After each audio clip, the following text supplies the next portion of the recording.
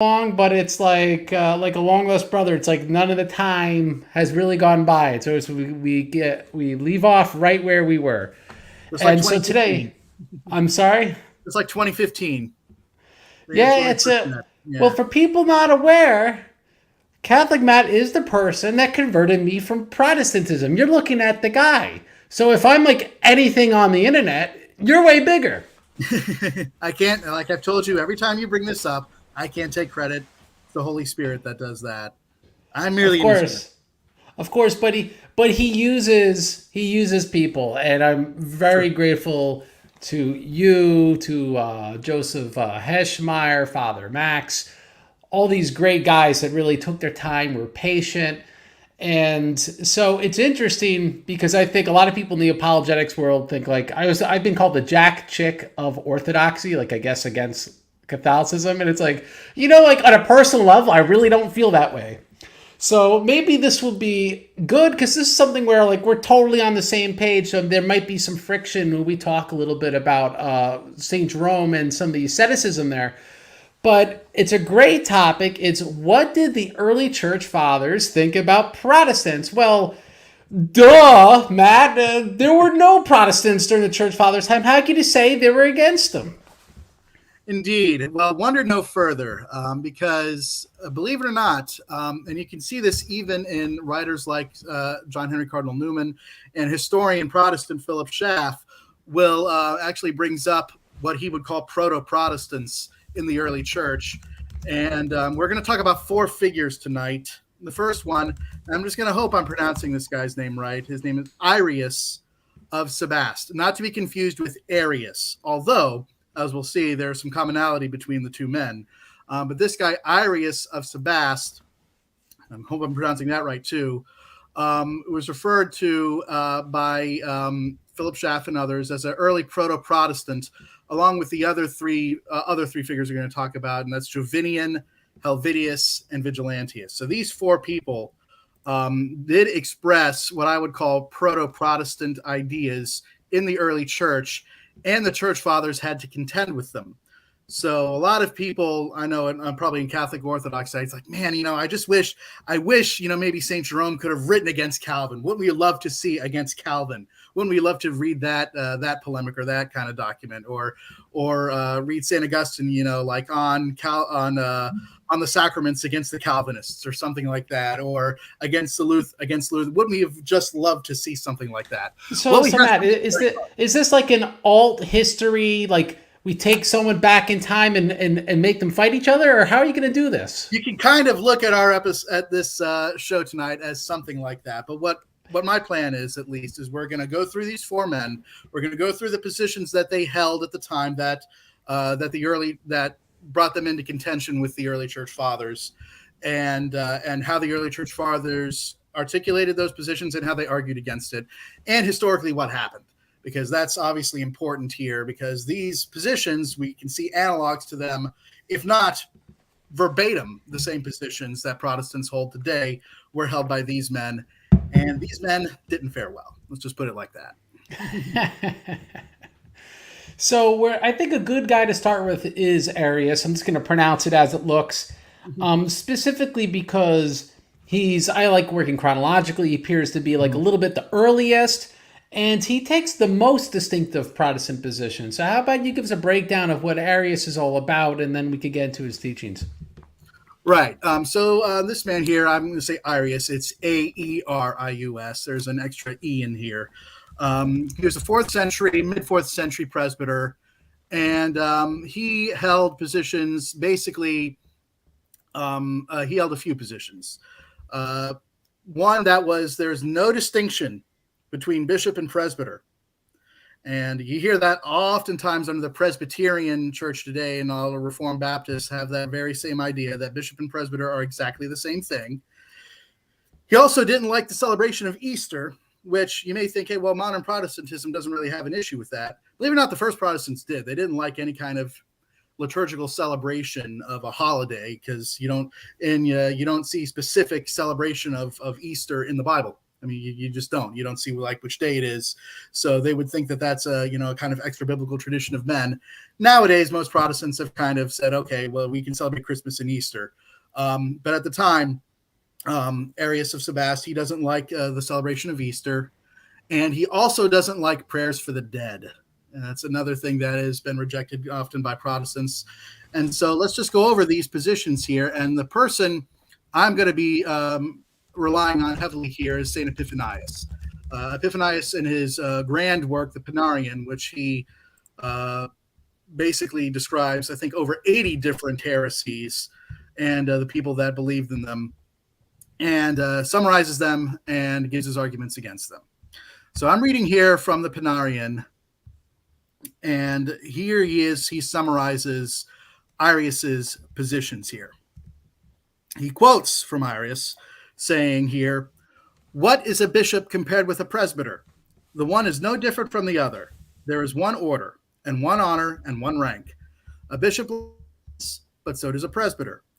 The bishop administers baptism, and the presbyter does too. The bishop performs the Eucharistic liturgy, and the presbyter likewise. A bishop occupies the throne, and the presbyter occupies one too." So that's the first position on there being no between bishop and presbyter. Next, on terms of Easter or Passover, Aerius says, "What is the Passover you celebrate? You are giving your allegiance to Jewish fables again. We have no business celebrating the Passover." And thirdly, on prayers for the dead, Aerius says, "Why do you mention the names of the dead after their deaths in the liturgy? If the living prays or is giving alms, how will this benefit the dead? If the prayer of the people here has benefited the people there, no one should practice piety or perform good works. He should get some friends any way he wants, either by bribery or by asking friends on his deathbed, and they should pray that he not suffer in the next life or be held account to his." End quote. So notice here, actually, the prayers for the dead, he sees it as a kind of laxity that, oh, well, hey, you don't need to do any of your own good works. Just have your friends pray for you and you get off scot-free. That seems to be Aerius's position, or why he doesn't like prayers for the dead. What do you think so far here, Craig?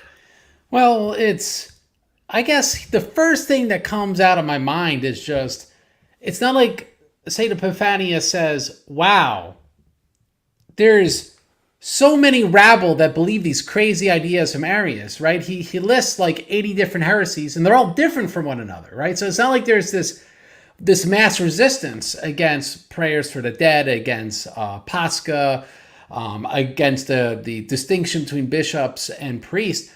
Actually, it's quite the opposite. What we could infer from this is like this kind of bizarre fringe position from like one dude, and maybe he had a few people following him, but this is not a large position.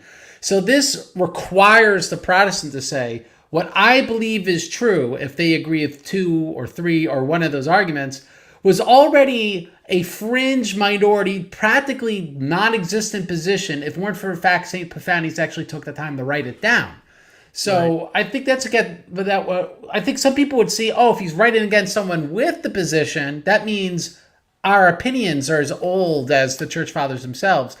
But you have to look at the evidence honestly, see, well, some guy arbitrarily came up with a similar position, because what we're going to find is the other proto-Protestants, they didn't all share this position. They just had different positions that Protestants have today. They had all different positions. So this wasn't like a state apparatus in Rome, this kind of state church suppressed these Protestant ideas that were part of the original church. Actually, what we see here, and remember, St. Epiphanius was born at the beginning of the 4th century. So, well, actually, no, more close around Nicaea. So he would have had at least a good idea how things used to be. This is stuff that's just bizarre, that like, what's this whack job teaching this that we've never heard of before? So that's what comes to my mind. Right. And I agree. And yeah, that is a kind of like what someone like Philip is like, oh yeah, here's a proto-Protestant idea. So we can see that the Protestant gospel was still there in the early church. But when you see all the, basically what you're doing, and then is you're taking their side against Epiphanius and against all the other Orthodox, holy, Nicene fathers that we're supposed to venerate. And at that point, you're basically Sebastian Frank. And to those of you who don't know who he is a Protestant who basically became a radical. He started out as a Lutheran, But then, quite frankly, he kind of admitted what kind of the reality is, and basically that, hey, we can't like any of the early church fathers. We have to ascribe them all to hell because they all believe things that we as Lutheran and Protestants don't like. So he basically had to eschew the entire early church fathers and condemn them all. And that's basically what and I appreciate Sebastian Frank's honesty in that regard, because that's basically what you have to end up doing if you're going to be a consistent Protestant. But you have to take the Bible that those same fathers had, Right. which And is you have bizarre, to- right? You predicate your belief system. You predicate your belief system upon the document that's held sacred and dear to the people that you think are horrible, crypto pagans, Right. Exactly. It's like, and it becomes really, a cafeteria like, pick and like what you choose. You really like the Nicene Orthodoxy, but you don't like the bishop presbyter distinction. So, it just becomes, Build-A-Bear religion at that point.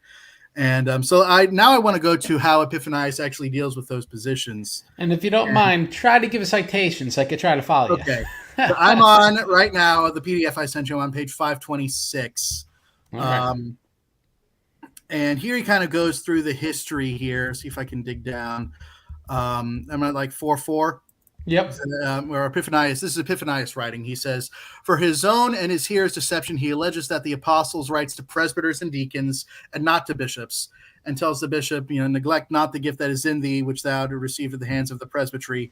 And again, he writes to the bishops and deacons, so that Aerius says bishops and presbyters are the same. And he, not knowing the true order of events and not having read the most searching investigations, does not realize that the holy apostle wrote about problems which arose when the gospel was new. Where bishops were already consecrated, he wrote to bishops and deacons, for the apostles cannot establish everything at once. We stop right here, because there's a lot of ink has been spilled on this topic, believe it or not. And obviously we see in the early church someone like Ignatius of Antioch, who the threefold distinction is obvious and assumed. It's not just, hey, we're going to do this now. It was already in place with Ignatius of Antioch, and it was already the milieu that he was operating in. And so Epiphanius here says this was a development, but it happened really early and within the apostolic age. And I have no problem admitting that, when Jesus Christ ordained the apostles, he ordained them all as bishops. All 12 were bishops.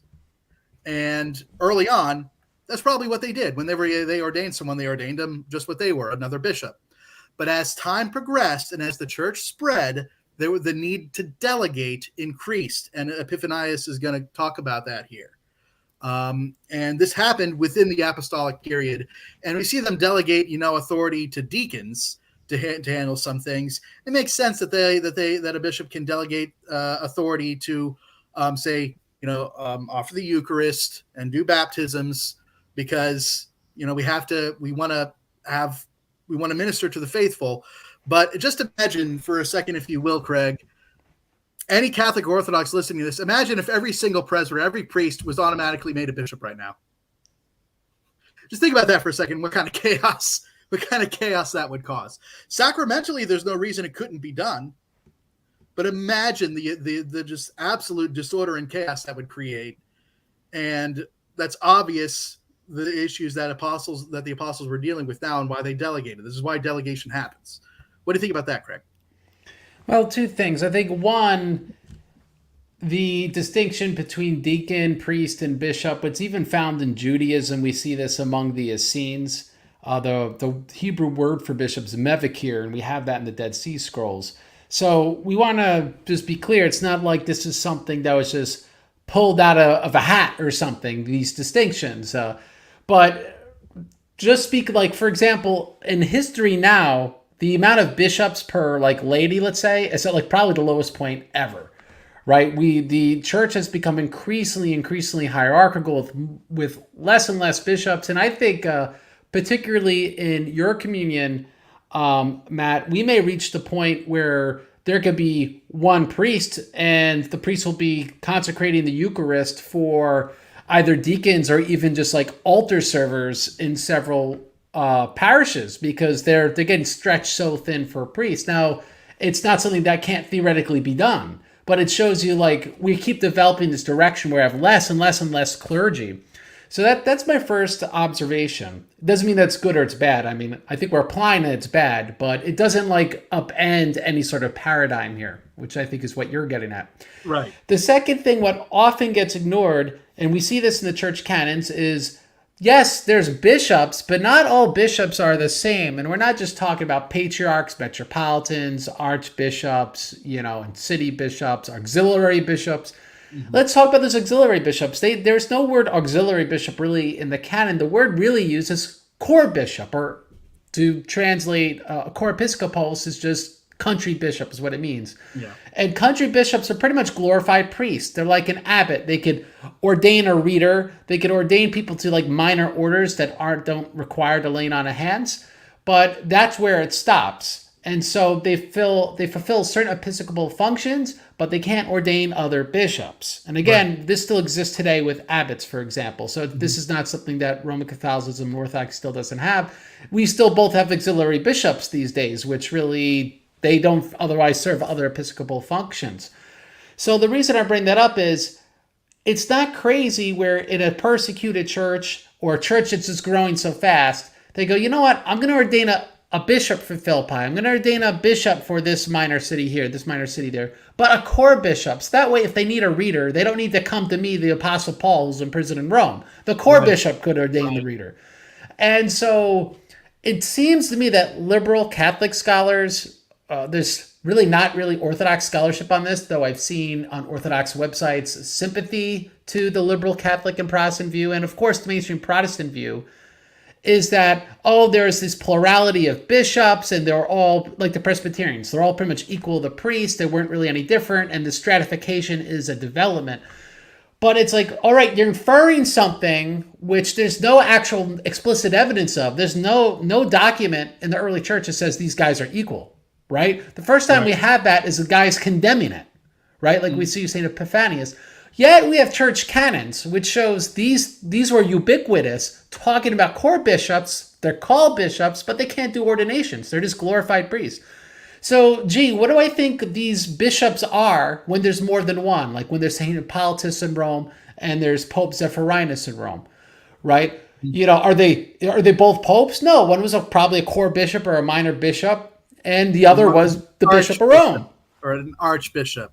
And I want to piggyback off of that. We see this in the New Testament, as St. Epiphanius is going to point out. And he even uses something that I didn't realize. I thought it was interesting that I learned from reading St. Epiphanius here. But we see in the book of Titus, I think it's Titus 2:15, where obviously in the beginning of that document, Paul says, "Hey, I want you to appoint bishops everywhere or elders everywhere for a bishop must do this." So he seems to equate the two, but then tells Titus in chapter 2, verse 15, that he has authority over all of them and that no one is allowed to disregard Titus while he's in Crete. So suppose that there are a bunch of bishops, country bishops or what have you, even if they all had the ability to ordain, they all had to listen to Titus, which makes Titus the archbishop, doesn't it, Craig? Absolutely. Thank you. And going on here, just continuing right where he left off in St. Epiphanius, he says, "There is a need for presbyters and deacons, for the business of the church can be done by these two. But where there was no one worthy of the episcopate, the place remained without a bishop. Where there was need for one, however, and when there were persons worthy of the episcopate, bishops were consecrated. But where the congregation was not large, they had no presbyters for ordination and made do solely with the local bishop. However, there can be no bishop without a deacon, and the holy apostle saw to it that the bishop had deacons to assist him. In this way, the church got its business done. This is what local churches were like at the time. All did not get each thing at the start, but what was needed was arranged for us as time went on." And this is basically exactly what we've been saying. And then I'm going to skip a little bit down here. This is the next page. I want to get to where actually St. Epiphanius points out in Timothy something I didn't realize. And this is down on number 5.8 on page 508. You see this. "And by giving an indication through the holy apostle of who a bishop is and who a presbyter is, the word of God teaches that they cannot be the same. Paul says to Timothy, who is a bishop, 'Rebuke not a presbyter, but entreat him as a father.'" This is 1 Timothy chapter 5, verse 1. And when I look at it in my RSV translation, it says, "Do not rebuke an older man, but exhort him as you would a father." And that, to me, I guess you got a liberal Catholic translation there, my friend. I do. I mean, I thought the RSV wasn't that bad, but I didn't realize this. Obviously, older man is presbyteros. It's elder, and so it's not just an old guy. I don't think St. Paul is just talking about an old guy, but he's actually talking about an ordained member of the clergy, and St. Epiphanius. So now we can pick on boomers. Yeah, right. And St. Epiphanius goes on here. He says, "What was the point of a bishop's not rebuking a presbyter if he did not have the authority over the presbyter?" And then he quotes, I think it's 1 Timothy 5:19. He says, "Once more it says, receive not hastily an accusation against a presbyter, save by 2 or 3 witnesses." And he never told any presbyter, receive not an accusation against a bishop, or wrote to any presbyter not to rebuke a bishop. And you see that the fall of anyone the devil shakes loose is no light one. So right there, I didn't realize that at first. So that's a new, at least that was new to me when I first started reading this passage from the Panarian. That's a fantastic point. He gives Timothy instructions on how to deal with presbyters, but he doesn't give presbyters instructions on how to deal with bishops. So what do you think about that, Craig? Well, I just like John Colarafi's comment. The modern Bibles are garbage. Not all of us get to read the Vulgate in Latin in our joy reading like John does, but Joy Reims. To be honest, in my own reading, I'm going to make a confession, all right? I got to move my head for a confession. I really liked the NRSV. Not like for like accuracy reasons. I just think it's very eloquent, easy to remember, and I'm too much. They don't have a high enough IQ where like the King James I could read totally fluent. It's easier for me like to read Orthodox prayers in a King James like language than to like analytically read the Bible in King James like language. So that's my confession. But I will happily concede that there's all sorts of translational errors in the NRSV, and you almost sort of get a code where you see like you said, older men, and I already translate that in my mind. That must be presbyteroi in Greek, right? Which I'm sure I'm pronouncing wrong. Like you start like anticipating they're rendering something in English, which really should be like when you see overseers, that's bishop.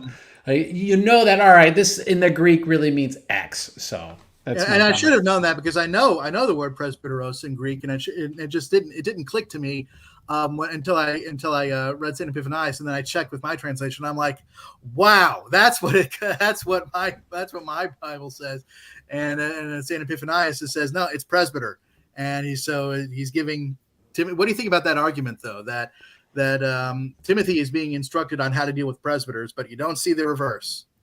Well, look at this counter argument from the other pole. He says presbyters older men, and that passage makes sense contextually. The immediately following instructions regards respect for young men and elder women. All right, so you're arguing against Epiphanius there, Paul. I'm just letting you know that. And he said, well, I don't think he cares, but he says, but the use of presbyter in this way in ecclesial senses elsewhere informs my theory that generic elders, community, blah, blah, blah. And he starts pushing his theory. I would just add this, though. We have to remember when they speak of like older women, there's even debate among biblical scholars whether they talk about priests' wives or they talk about like deaconesses, which... Or widow, right? They exist in the canons, all right? I'm not going to take a position on what that would mean today for both our communions with the issues of liberalism. But the point is, they existed. They were essentially like nuns. So, yes. Widow.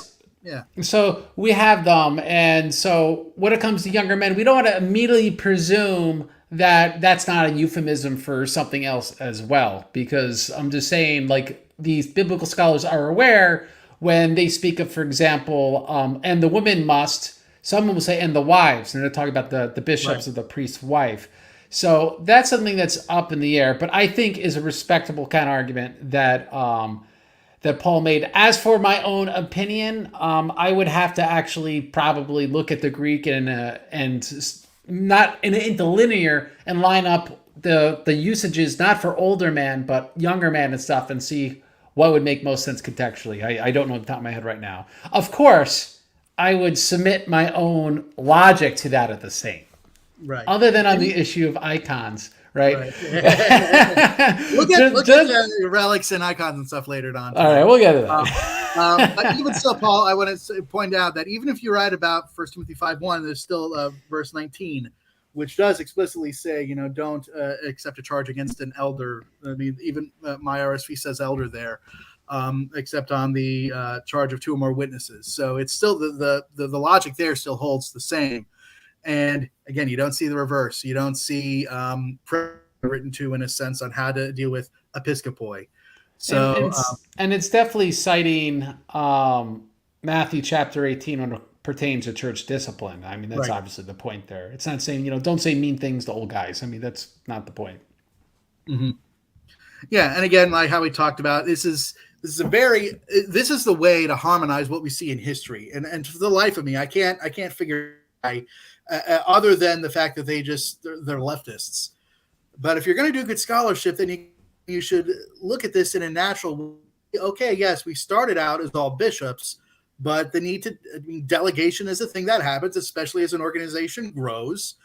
And you see delegation take place, and you see the stratification organically come out under the apostles.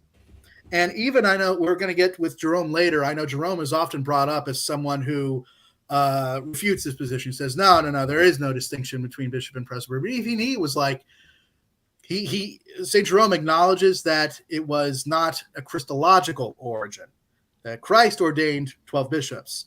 But he does say it's an apostolic custom to have this distinction between a bishop and presbyter, where the bishop is the only one who can ordain. And in fact, when Jerome writes about this, he would have strengthened his case, but even he had to admit that only a bishop can ordain a presbyter or another bishop.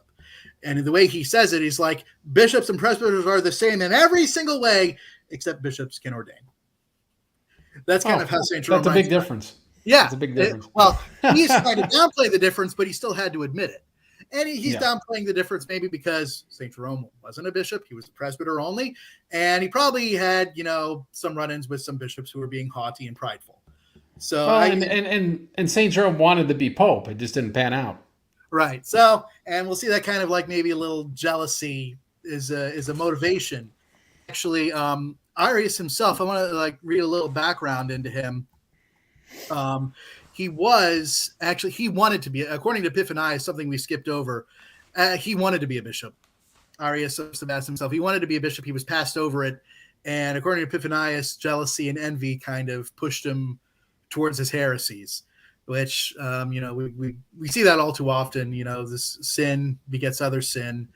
And, when you don't get your way, sometimes that can mess with your head and force you to try to justify your own jealousy by denying the truth. And what we see here is that he was ordained. He was a monk, actually, at one point, and a bishop named Eustathius was ordained bishop instead of him. But Eustathius ordained him a presbyter, and it gave him, I think, work to do at a hospice. But apparently, that's when he decided got jealous and basically quit. And then started getting a following, teaching the heresies that he taught. Let's go on to some of those other heresies. All right. So who's next? No. We're sticking with Aerius. We're still there. All right. Keep going with heresies. We've got a long way to go here, but he talks about how this is about his gripe about Passover, Easter. Let's see. I'm on over here. The next page. I'm going to start here. Right. Kind of in the middle of the page here. It says, the deluded man who has just arrived and is still alive today. Oh, wait, let me back up a little bit. It says, and who anywhere in the world does not agree that Fridays are designated as fast in the church. You like that, don't you, Craig?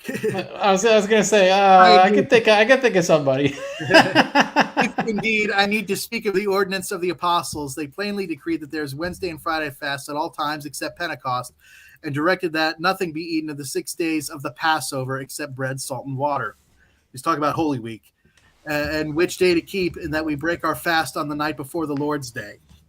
But who has better knowledge of these things, the deluded man who has just arrived and is still alive today, or those who are witnesses before us, who have had the tradition in the church before us, and received it in this form from their fathers, and their fathers in turn, who learned it from those before them, just as the church possesses the true faith and the traditions to this day, because she received him from her fathers, and again, so much for his idea of the Passover. So this is an explicit, unambiguous endorsement of apostolic tradition. This is absolutely an unambiguous endorsement of apostolic tradition, and he appeals to that and the tradition of the fathers as to why Aerius is wrong and his ideas about the Passover, and uses the fast and Holy Week customs as proof that we celebrate Passover, and this comes right from the apostles. What do you think of that, Craig? Well, I think this shows that we don't look at these scriptures in isolation. We look at these things according to a tradition. And so even Protestants do this, because any serious Protestant is going to be leaning upon certain reformers, a certain reformed tradition. They're going to even read the fathers. So they're going to try to situate themselves into some sort of historical position. There's that whole debate between solo and sola scriptura, which really doesn't make a great deal of sense. But they try to say, oh, no, I'm not solo scriptura, I'm sola scriptura. But that means tradition still has some sort of governing function. And so essentially what St. Epiphanius is saying, yeah, we know these traditions are there. And so, like, why would we even have to consider this bizarre idea that no one holds to? You know, right. So I think that makes sense. And he's very clear. He's like, Aerius, should I believe you, or should I believe the fathers of the church? Even Aerius is saying it right there. Epiphanius is saying it right there. And I say it just about every day to Protestants I interact with. Who should I believe? You or Augustine? You or Athanasius? You or Irenaeus? You or Ignatius of Antioch? And lately I've been actually hearing some Protestants argue, including Mr. Other Paul right here, that we in our modern state have certain privileges that the early church fathers didn't, which is true to a certain extent, but there's still something to be said for the antiquity and that. I mean, yeah, we've got tools. We got the internet. We've got electricity. We've got massive libraries. And that is a benefit that they didn't necessarily have. But they've got the tradition ringing in their ears.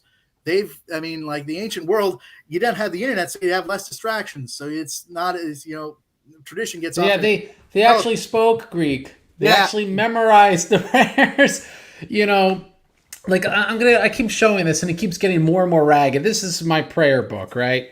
And you go, well, why do I keep this ratty old thing? And it's not as a prop. It's because once you memorize it, like, I don't want another translation. That's where, you got to stop doing this, St. T. Cons in Jordanville. You got to stop, upping the translation a little bit, because, the people are trying to memorize the one you just had 5 years ago, okay? So all right. So the point is, right, people are memorizing stuff like this. These documents are not surviving. So pretty much it's just a tradition. The songs of the church, the prayers of the church, things to that effect. What they say when they ordain a bishop, which, by the way, you could read in St. Hippolytus, and there's lots of very similar language. It's the same 1,800 years later. It's unbelievable. Mm-hmm. So the point is that tradition means something, especially in a society which is not atrophied when it comes to memory, right? Mm-hmm. So, even to this day, there's Muslims that will memorize the whole Quran. It's about the length of the New Testament. I ran to a guy who said, oh, my daughter tried memorizing the Quran, and in third grade she gave up when she only had half memorized. And he said that kind of with a disappointment. So the point is, this is not something from real long ago. The human brain's more than capable of that. Right. And so in a society where memorization meant something, because this much paper probably would have been like $20,000 adjusted for ancient inflation sort of deal, right? It's pretty much you could eat or you could have paper, so people memorized a lot. And so these appeals to tradition, in a sense, are meant very differently than how almost we appeal to tradition today. Because then they were actually appealing to something cognitive, right? This is how they actually operated and thought. So that'd be my comment. Awesome. Yeah, and I'm just going to go on here. The last position that he deals with is Aerius objecting to prayers for the dead. And going on here, we're at 7:1. Epiphanius says, and then as to naming the dead, what could be more helpful? What could be more opportune or wonderful than that the living believe that the departed are alive and have not ceased to be, but exist and live with the Lord? I'm going to stop right there because I cannot, if I had a nickel, Craig, if I had a nickel for every time I hear that the saints are dead, that the Virgin Mary is dead, and that they can't do anything for you, if I had a nickel, I would have a much nicer. If every time I heard that, I'd have a much nicer house. And it's to my own shame. I remember thinking that way years ago, and it's what the scriptures say. God's not the God of the dead, but the God of the living. Mm-hmm. And absolutely, and going here says that the most sacred doctrine. So again, this is dogmatic for Saint Epiphanius here. Most sacred doctrine should declare that there is hope for those who pray for their brethren as though they were off on a journey. This is the dead. We pray for the dead as though they're off on a journey.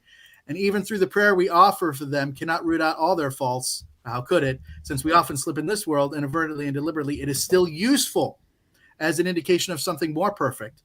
It says, for we commemorate both righteous and sinners, though we pray for sinners for God's mercy, and for the righteous, fathers, the patriarchs, prophets, apostles, evangelists, martyrs, and confessors, bishops, and anchorites, and the whole band of saints. We worship our Lord Jesus Christ to distinguish him from the whole of humanity by our honor of him, remembering that the Lord is not on level with any man, even though each has performed a million righteous deeds or more. So again, Now, we're not confused here. The distinction between the saints and our Lord Jesus Christ has never been an issue for us. Now, my question to you would be, do Catholics still commemorate in the liturgy, like they actually will list the saints as amongst the people that commemorate the Eucharist, or no? Yes. Now, it's one of, if you go to the Novus Ordo, which I'm not going to get into the liturgy battles right now in Catholicism. I'm not going to do that, and this is not our purpose tonight. But you have different options. The priest has different options for the Eucharistic prayer. And my favorite one is called Canon 4, and that lists, like the apostles Peter, Paul, James, John, Matthew, and then Lawrence, Chrysogonus, Damien, Cosmas, Damien. It goes through the litany of the saints. Yes. How about especially the Most Holy Lady Theotokos, ever Virgin Mary, and Saint Joseph, her most chaste spouse. That is also okay. It's because it's interesting because in the book Life After Death from Metropolitan Heretios, I can't pronounce these names, but long story short, he even makes the point that when we commemorate even the saints during the liturgy, it benefits their theosis in heaven. You can imagine such thing. How much more holier could the Theotokos get? She is holier now that I will be, God willing, in heaven like 80 trillion years later. You know what I mean? And she'll still be holier because God is a bottomless well. And so, we could see this, I guess this idea still exists. It exists now, but it existed in St. Epiphanius' time. And by the way we're reading it here is just like how in the liturgy of St. John Chrysostom, which the Orthodox still celebrate, it's worded very much like this. Yeah, if you read the liturgy of Christ or the liturgy of St. James, it does that too. And that's the thing. It's like if you want to learn how Epiphanius and the Nicene Father, like the 4th century, if you want to learn how Christians worship, read the liturgy of St. James. And then compare that to to what you do at a Protestant worship service, and then see if they add up. So I'll just leave that there, and now I think we can move on. I think we're done with Aerius for now. Bye, Aerius. We'll miss you. One more heretic ascribed to the dustbin of history. And now let's go on to our pal Jovinian. What do you know about Jovinian? Right. I'll bring him up. Which book are we going in against Jovinian? I'm going to start actually with I have here the letter, 2 letters. One of them from Pope Siricius to Ambrose, and then Ambrose reply, or Siricius to the Church of Milan. And, yeah. Okay. Yep. You have that, and then Ambrose's reply to Pope Siricius. I only have sections queued up, so you can read it, and I'll emphasize what I like. Okay. All righty. Well, so first let's talk about Jovinian a little bit. So, kind of like Aerius, Jovinian is a former monk who became disillusioned with the monastic lifestyle and basically went completely the opposite direction. Although, at least especially in terms of food, and this is he's accused of basically being a glutton by the the church fathers. Although he attacks virginity, he himself apparently remained a virgin. He never married, even though he kind of exalts marriage and puts it on par. One of his errors, of course, that gets rejected is that he puts marriage on par with virginity. And he also rejects fasting as having any spiritual benefit, and gets basically he's basically accused of being a glutton. And that's kind of what he said. He couldn't hack it being a monk, and so he just decided to stuff his face. And so I want to start with what Pope Siricius says. This is the Bishop of Rome, and it says here. I'll just start up at the top. He says, I would fain always, beloved brethren, to send you tidings of joy, sincere as you are in love and peace, that the means of mutual interchange of letters we might be pleased by the tidings of your welfare. Our ancient adversary, however, does not suffer us to be free from his attacks. He who is a liar from the beginning, the enemy of truth, envious of man, in order to deceive whom he first deceived himself, the adversary of chastity, the teacher of sensuality, who is fed by cruelty, punished by abstinence, who hates fasts, asserting as his followers also give out that they are superfluous, having no hope of things to come, obnoxious of the censure of the apostle, let us eat and drink, for tomorrow we die.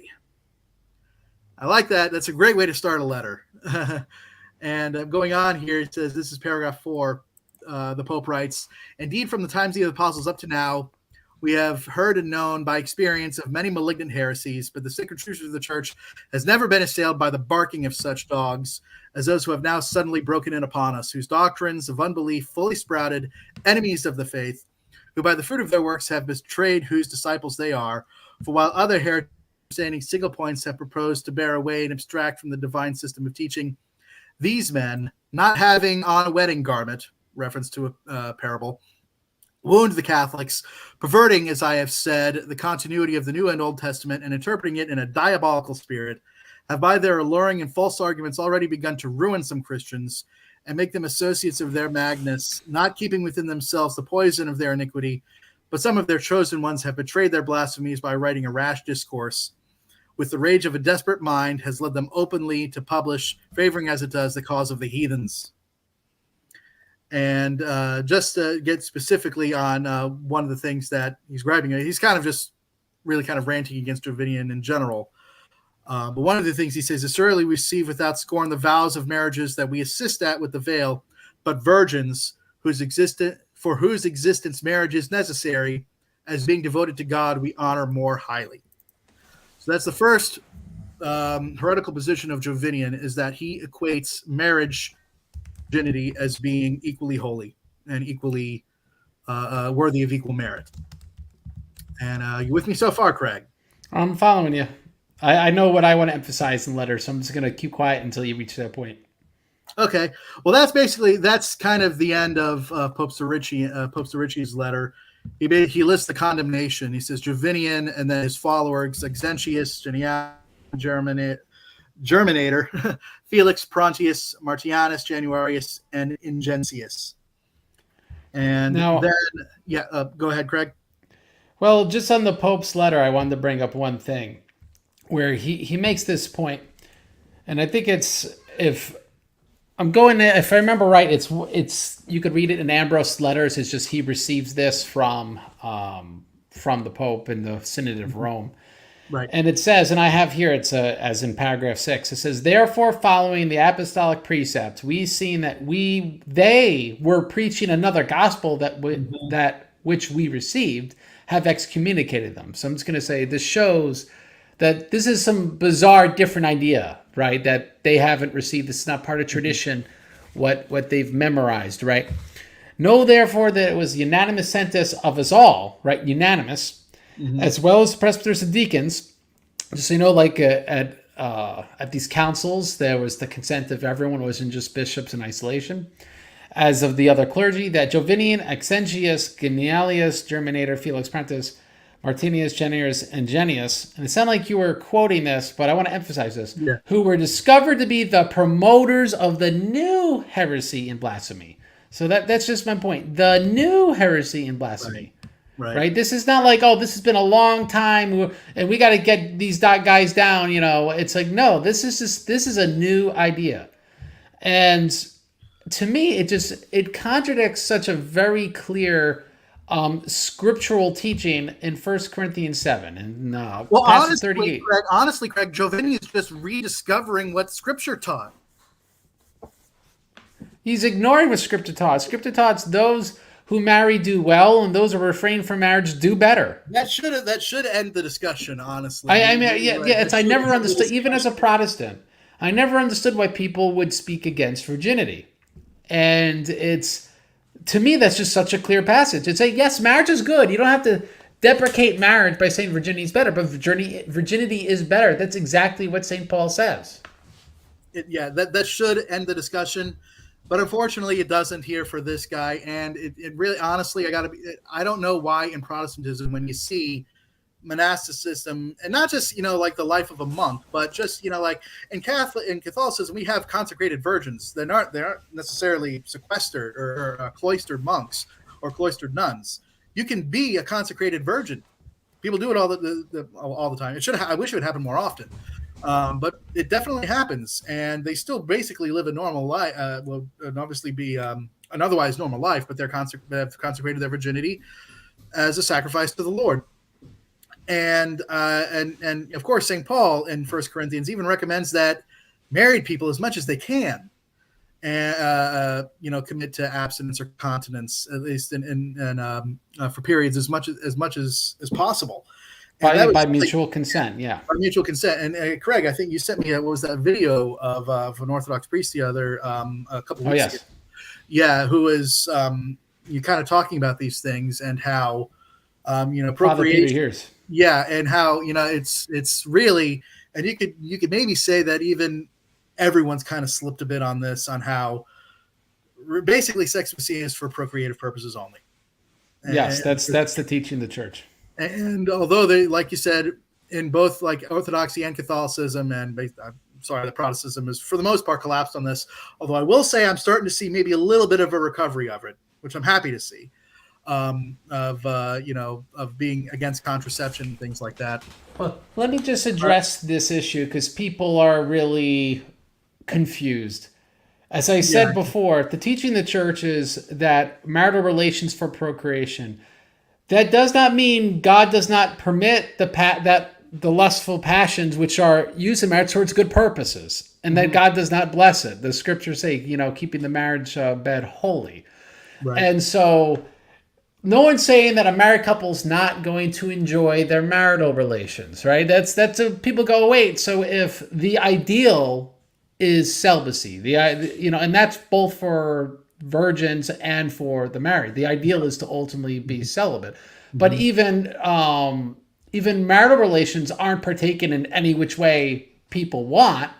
They have to be procreative in their purpose. And so, for example, St. John Chrysostom, he speaks of the fact that a married couple can enjoy relations, but he also speaks that this is something God has permitted from the fall, right, to be oriented towards a good purpose, right? So it's not that abrogates the fact it's for procreation, which is like, again, people are too binary. The point is, yes, people will enjoy it, but the idea is that the purpose, the intent is for procreation. And it's there's just been so much disinformation on this, both from Catholics and Orthodox.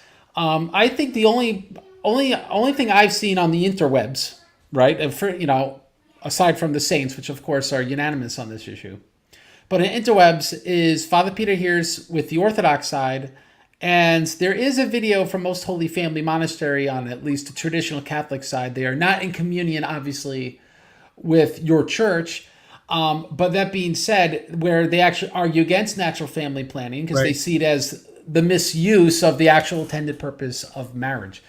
Let me just say this one last comment. The priest that brought my wife and I into the church, he's by no means a conservative, okay? I'm not gonna say he's not a conservative. Right. But he said, I'm gonna tell you the truth. He's like, the truth is that technically speaking, sex is only for procreation. If you don't want to procreate, then you gotta get out of the garden, is how he put it. I don't know where the expression's from, but I'm thinking contextually people could get the point. And so it's like, and then everything else below that is pretty much a concession. So, for example, even like a conservative priest will, out of concession, allow someone natural family planning. Right. Right. Right. It's because at least theoretically it keeps open the possibility for procreation. But that's like saying, priests at a concession when someone is struggling with this or that may allow you to loosen the fast. That doesn't mean then the ideal of the fast isn't what's correct. Right. So that's what people don't get. People work with their priest to reach the ideal. And so what we have to not do is say the ideal is not the ideal. Right? That's not the case. The point is to attain to the ideal. Yeah. And I also wanted to make another point on 1 Corinthians 7 on some shoddy translation, because, quite frankly, every time the Greek, when I check this, the Greek is virgin. Here in my translation just says unmarried, and that's such a bad translation. And when you read the actual Greek, and notice that Paul is saying like using the word virgin over and over and over again in this chapter, especially he says like you can hold your virgin as a virgin, and that's what's good. And when the same thing when he says he who marries his virgin does well, but he who does not marry his virgin does better. And that's kind of clear, kind of monastic implications there. And I'm going to bring up here Jerome now, and he wrote a massive treatise against Jovinian. We're not going to quote St. Ambrose. Oh, sorry. Yeah, we can. Sorry, I skipped ahead there. You want me to quote him real quick, or you want to do it? You go ahead and take this one, Craig. Yeah, you go on. All right, I'm going to take this one. All right. Letter 42, paragraph 4. It says, from their perverse ways, and this is the Jovinians, they are induced to say she was a virgin when she conceived, but not a virgin when she brought forth. They're speaking the Theotokos, right? Because part of their heresy is not only to exalt marriage. Now, the marriage is equal, then the Theotokos wasn't a virgin. Well, how does he respond? Could you then conceive as a virgin and yet not be able to bring forth as a virgin when conception always precedes and birth follows? But if they will not believe the doctrines of the clergy, let them believe the oracles of Christ. And so I have that in bold there because, again, when he says the doctrines of the clergy, as in everyone teaches this, right? Like, yes, you got you nuts out there think something else, but this is what everyone teaches, the perpetual virginity of Mary. This is a Council of Milan that's saying this. So this is not some like late medieval doctrine. This is the 4th century. This is the teacher of Augustine. All right? So he continues, let them believe the admonitions of angels to say, for with God nothing shall be impossible. For thus is written, behold, the virgin shall conceive and bear a son, declaring not only that she would conceive as a virgin, but also that she would bring forth as a virgin. All right, and then he continues, and he speaks more. He actually quotes Ezekiel. I forget which chapter in Ezekiel, but he talks about the gate that the prince will pass through. So it shows this allegorical interpretation of Ezekiel isn't some late medieval idea. This is something St. Ambrose talked about in the 4th century. And so that is my comments on that, and I'll hand it back over to you.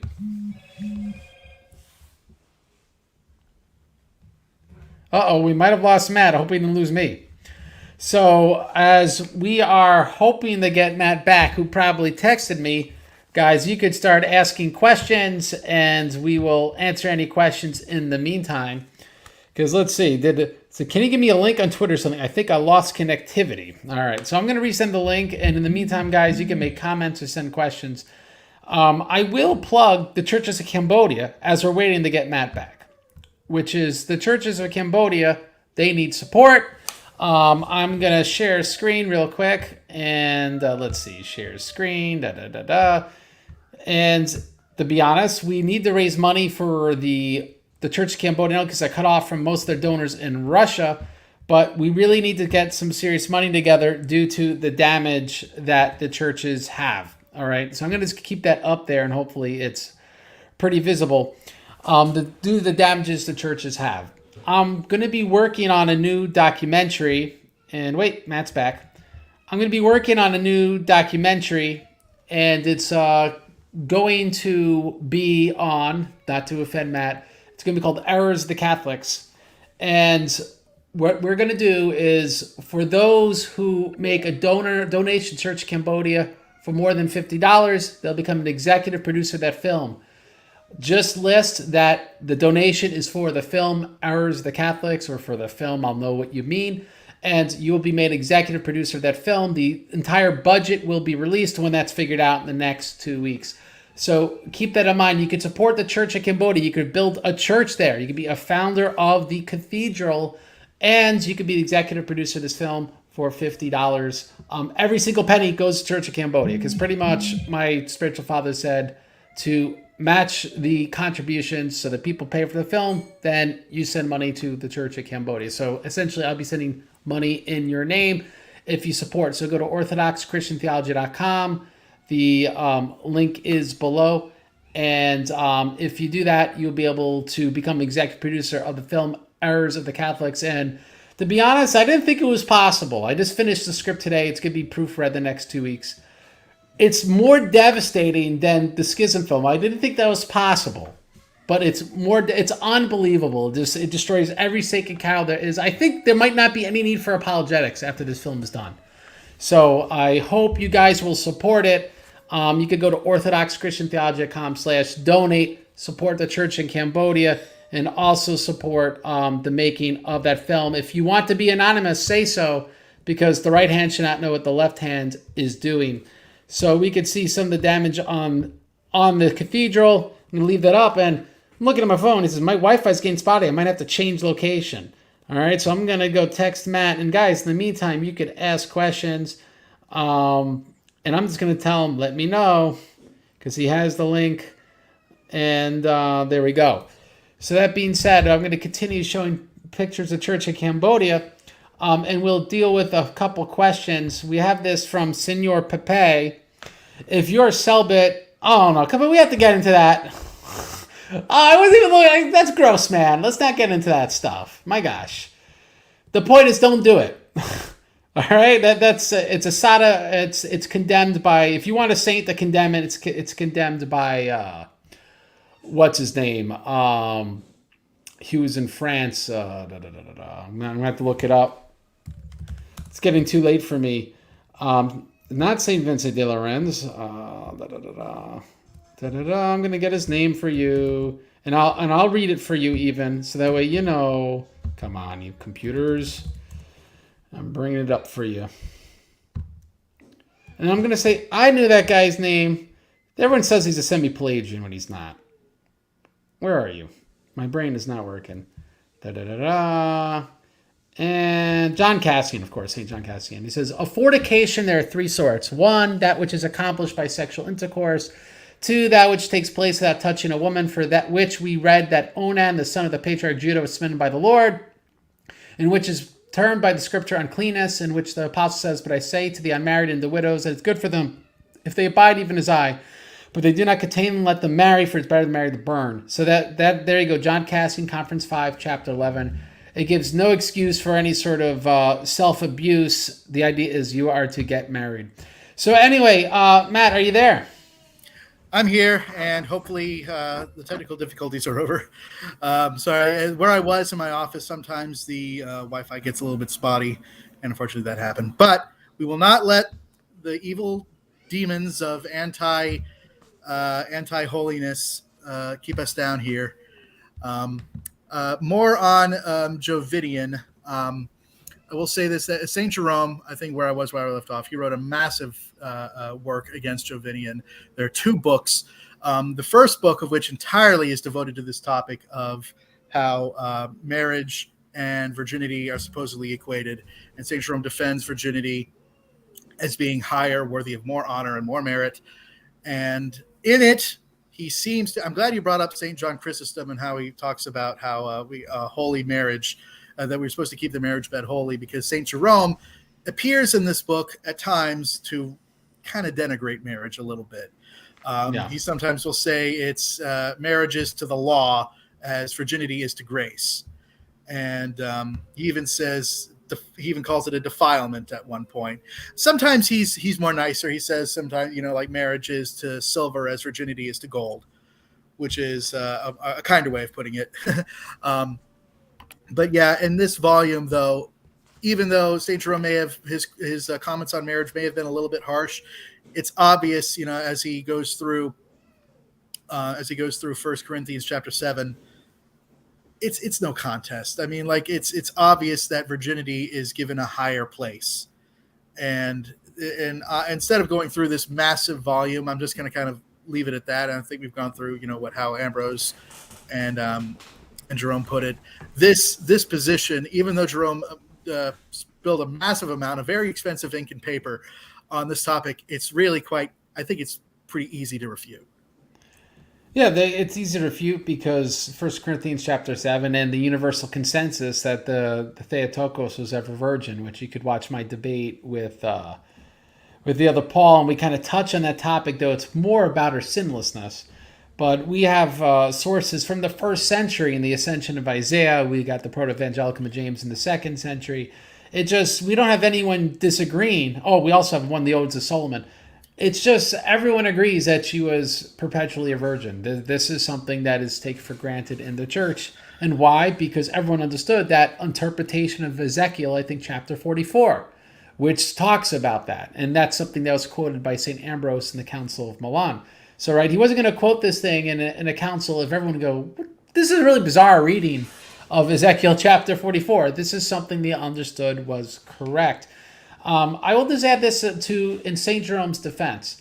St. Photius talks about certain statements from St. Jerome, St. Ambrose, and St. Augustine, and he says, essentially, we have to be understanding that in a polemical context, when they're arguing against a heretic, sometimes things are said that aren't quite right. They're almost distorted or too extreme. But that's kind of common in arguments. And we have to be understanding that. What is the overall position St. Jerome is expounding? Not, let's find the most embarrassing tidbit he said and then hold it against him. So I just want to point that out. Well, and I only mentioned it because it did scandalize even some of his friends. Even some of St. Jerome's friends were like, you got to love saints because we're always kind to the saints. And but the saints aren't always kind to each other when they're lying. That's for sure. And in his second book, Saint Jerome against Jovinian treats with his other positions, and I think these are actually kind of interesting here. Another position of Jovinian is that he held to a kind of proto perseverance of the saints, a la Calvinism, although he ascribed it specifically to baptism and baptism of the Spirit, as opposed to baptism of water. And you see that a lot. Honestly, the magisterial Protestant reformers reject that distinction, which they should, which everyone should. There's only one baptism in the church. It involves water, and it involves the Holy Spirit. There is not two different baptisms, one of water and one of the Holy Spirit. That's silly. However, it seems that was actually a position of Jovinian here, and he holds that those who are truly baptized in the Holy Spirit can never fall away, or even maybe never even commit a sin, as Saint Jerome writes about here. And of course, he argues against that by showing, obviously it was a 1 John 1:8. If we say we have no sin, we deceive ourselves and the truth is not in us. Hebrews 6, obviously that it's the possibility of falling away after baptism. So he uses that to confront the kind of idea of a proto kind of perseverance of the saints. What do you think of that? What do you think of that position, Greg? Again, I'll reiterate what I already said, which is it's not that Jovinian taught that, and Aerius also taught that, and Vigilantius also taught that, right? It's not like, oh, look, the state church has subdued the original teachings. Like, no, it's just you find one odd guy who has an opinion, and none of the other odd guys that are out there in the minority even agree with it, because it's an innovation. And so it's almost like God permitted this guy to exist and say this opinion so we can know it's a peripheral, heterodox innovation. So now, centuries later, where there's large groups that adhere to this, we go, it's not that this wasn't addressed in church history. It was. And that's, I think, the brilliance of this show topic you came up with. Right. And so is there anything else you want to say on this point? No, that is okay. Good for now. Another point of another position of Jovinian is that there's no difference morally between one who fasts and one who takes food. And he quoted a lot of, according to Jerome, he quoted a lot of texts to show how God has made animals for men's food, and that the Lord made all things clean. But St. Jerome counters. I think it's in 1 Corinthians 6:13. He says there's danger arising from food. The gluttons will not inherit the kingdom of heaven. And so that's. I mean, we see Scripture praising fasting all over the place. So I don't even know why this would come up, except for the fact that Jovinian was an ex-monk who couldn't hack it and just basically came up with this position to satisfy his own appetites. Well, if you ever had a Big Mac, that's kind of hard to say no to. I heard the Big Macs in Rome were pretty good. Apparently, and finally, the last position of Jovinian is interesting enough is that it's mentioned by Ambrose and I think by St. Augustine as well that Jovinian denied the perpetual virginity of Mary. Jerome doesn't seem to bring that up in his Massive of Avon. Maybe he wasn't aware of it. Maybe he was aware that was a specific position of Jovinian, but he doesn't really bring that up, even though he will most certainly bring it up against the next guy we're going to talk about. But the last position of Jovinian that St. Jerome rejects is that all the saved have an equal reward in heaven. And you already mentioned this earlier, Craig, that the Virgin Mary is going to be the one who has the highest. She is all holy. Oh yeah, and she is definitely the position of highest creature. Make that clear, creature in heaven, and that she's been given the most grace out of any other creature, even above the angels. Yep. And you see, and in St. Jerome, I think it's from a statement of Jesus, of our Lord, saying, like one receives 30-fold, one receives 60-fold, one receives 100-fold. Honestly, I can't figure out where this position kind of came from, except in the fact that you do, believe it or not, you do see a kind of analogous or analogy to modern day Protestants. Even though they'll admit to reward, they base all of salvation on the same imputed righteousness. Yeah, it's just thinking that forensic justification, which means that everyone's the same, and that would mean that heaven is basically communist.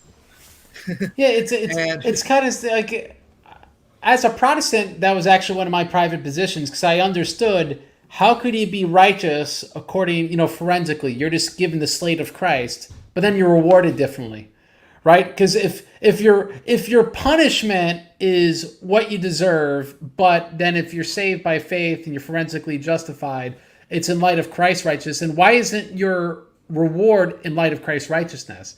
And so it's this, you pretty much this artificial, meaningless distinction that, all right, well, you're made righteous just because, right? Like Christ gives that, but then your rewards, now that you're in the heaven club, are based upon what you do. And in a sense, the latter part is right. It's just that the problem is that is connected to justification. They're the same thing. So that's a whole other matter. And it appears conversely as well, Jovinian also taught that the punishment of the damned is also all the same, and that there's no distinction there either. Hey, Alan, how you doing? And thank God that's not right, because how about all the unbaptized? So, right. That's not just that kind of limbo aside or whatever. Yeah, imagine if suppose that whatever you think limbo is a part of hell or whatnot. Like you read Dante, he talks about that. Imagine if that like an unbaptized baby was punished equally to Hitler. I mean, yeah, no, God wouldn't do that. Yeah, no, God forbid. God forbid. That's profoundly unjust. And so I think that'll do it for Jovinian. But unfortunately, we got two more. Dustbin of history. Goodbye, heretic. History. Goodbye. Yeah, we got two more to get through. We don't see the defenders here. There's prots watching, but they're not defending these heretics. What's the deal? Actually, I saw it on Twitter today, people saying I was a Protestant who shall remain nameless, really griping about monasticism, and then he said we need more Jovinians. He actually told me that we need more Jovinians in the church. Well, maybe that Council of Milan changed his mind. Yeah, I doubt it. If only. So now let's talk about our friend Helvidius, who has a lot of defenders today, even though they probably don't even know his name. But boy, is his position ever vigorously defended. And I don't know if you were aware of this, Greg, a couple weeks ago, boy, did Twitter explode. Oh, what do you do now? Over this. Twitter exploded basically because, again, certain Protestants who shall remain nameless decided that they really wanted to attack the Blessed Virgin Mary, not just accusing her of sins, but also saying how obvious it is, obvious, quote unquote, that she had tons of other kids after our Lord Jesus Christ.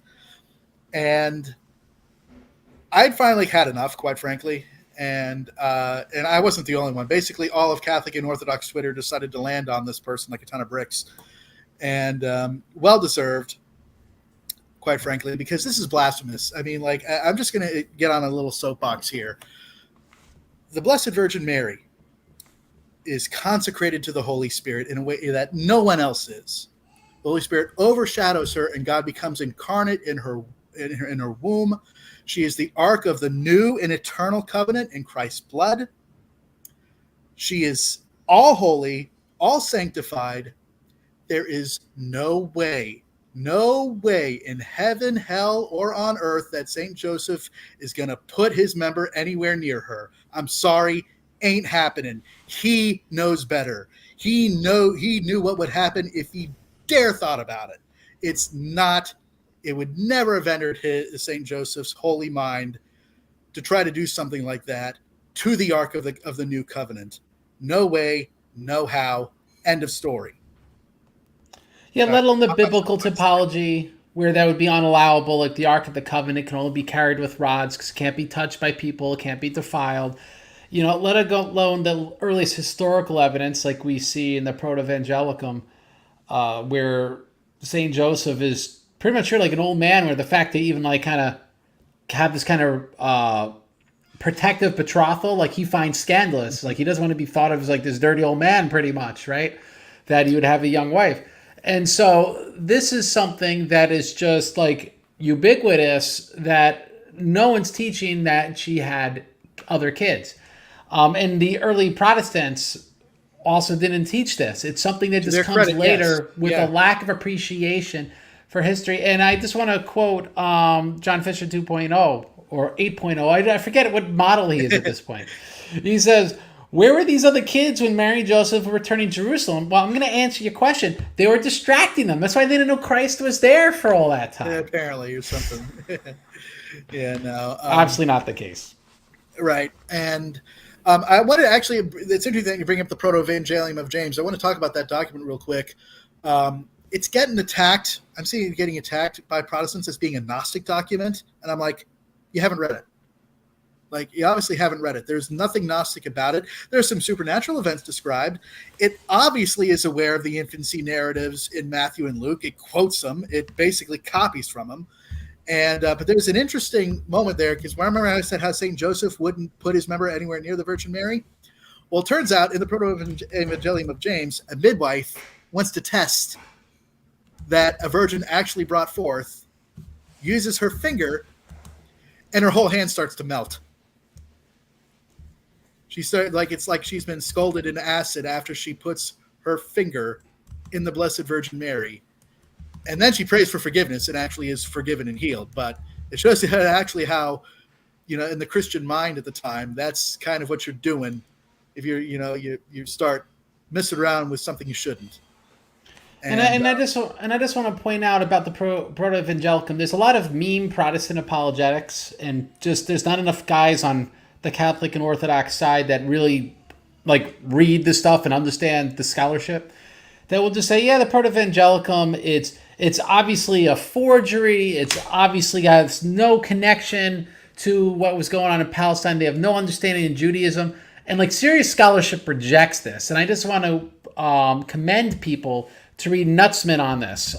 She's a leading Marian scholar, and Nutzman's done very good work on the Proto-Evangelicum. I'll just say, just read Mary in the Proto-Evangelicum of James, a Jewish woman in the Temple, Greek, Roman, Byzantine Studies. It was a 2013 article. And the reason is, when you actually get into how profoundly Jewish stuff is in this book, that actually you almost think certainly the author was a Jew. And in the 2nd century, you don't take that for granted. There were enough Gentile converts at this time. But whoever wrote the Proto-Evangelicum of James was very well schooled, if not from Palestinian Judaism, because there's just too many details, which now that we have enough cross-disciplinary research where people that study early Christianity also study early Judaism, something you didn't get 100 years ago, that it's becoming very clear. It's just not defensible to say the Proto-Evangelicum of James is just a bunch of fairy tales and a bunch of nonsense. Whoever wrote it knew exactly what they're talking about. They had a very, very exact understanding of Judaism. So I commend people to Nutzman's article if they want more details. And like I said, if you read the document, it'll become very clear very soon that the person who wrote it knew the Gospels, knew the canonical Gospels. So the idea that they're like, completely, contrary to them is absurd. But I want to read from Jerome here in his treatise on the perpetual virginity of Mary against Helvidius. So Helvidius held three positions here that Jerome attacks. Number one, Jerome maintains three positions against Helvidius here. It says that Joseph was only putatively and not really the husband of Mary. This confuses a lot of Protestants. Saint Joseph was not the full husband of Mary. They never consummated their marriage. So it was never a full union, a la, how it would have been considered to be in Judaism or in Christianity. And he also holds that the brethren of the Lord, and this is a difference, obviously, in Jerome on the Proto-Evangelium, that the brethren of the Lord were his cousins, and the Proto-Evangelium ascribes them to be step brothers. And what do you think? Let me just ask you about that, Craig. What do you think? Where do you fall on that line? Do you? I actually think it might be both. I haven't jumped too into that. If I'm just going to go by impression, my impression is that the Orthodox hagiographic tradition says that they're pretty much children from a previous marriage. Okay, I think it looks to me that their children are given another mother. At least some of them are. And when you read I think it's the Passion narratives. The other Mary, I think Mary, wife of Clopas, is mother. I think James and Judas, which that would make them his cousins, if I'm not mistaken, right? Unless Clopas, family tree stuff. unless Clopas and Joseph are the same person, which is possible. But I thought that I actually think they could both be right, at least to a certain extent. That there could be some of them were stepchildren or stepbrothers, and some of them were cousins. But anyway, Jerome's position is that the brethren mentioned are cousins, and the third position he maintains against Helvidius is that virginity is better than the married state. Well, where has he had to do that before? Good old Jovinian. Yeah, that's right. And I want to read this opening paragraph because it is epic. I'm going to quote here. So this is paragraph 1. I was requested by certain of the brethren not long ago to reply to a pamphlet written by one Helvidius. I deferred doing so, not because it is a difficult matter to maintain the truth and refute an ignorant boor who has scarce known the first glimmer of learning, but because I was afraid that by my reply it might make him appear worth defeating. There was the further consideration that a turbulent fellow, the only individual in the world who thinks himself both priest and layman, one who, as has been said, thinks that eloquence consists in loquacity and considers speaking ill of anyone to be the witness of a good conscience, would begin to blaspheme worse than ever if opportunity of discussion were afforded him. He would stand, as it were, on a pedestal and would publish his views far and wide. There was reason also to fear that when the truth failed him, he would assail his opponents with the weapon of abuse. But all these motives for silence, though just, have been more justly ceased to influence me because of the scandal caused to the brethren, who are disgusted at his ravings. The axe of the gospel must therefore now be laid to the root of the barren tree, both it and its fruitless foliage cast into the fire, so that Helvidius, who has never learned to speak, may at length learn to hold his tongue. I love how St. Jerome could just write. No one writes like this anymore.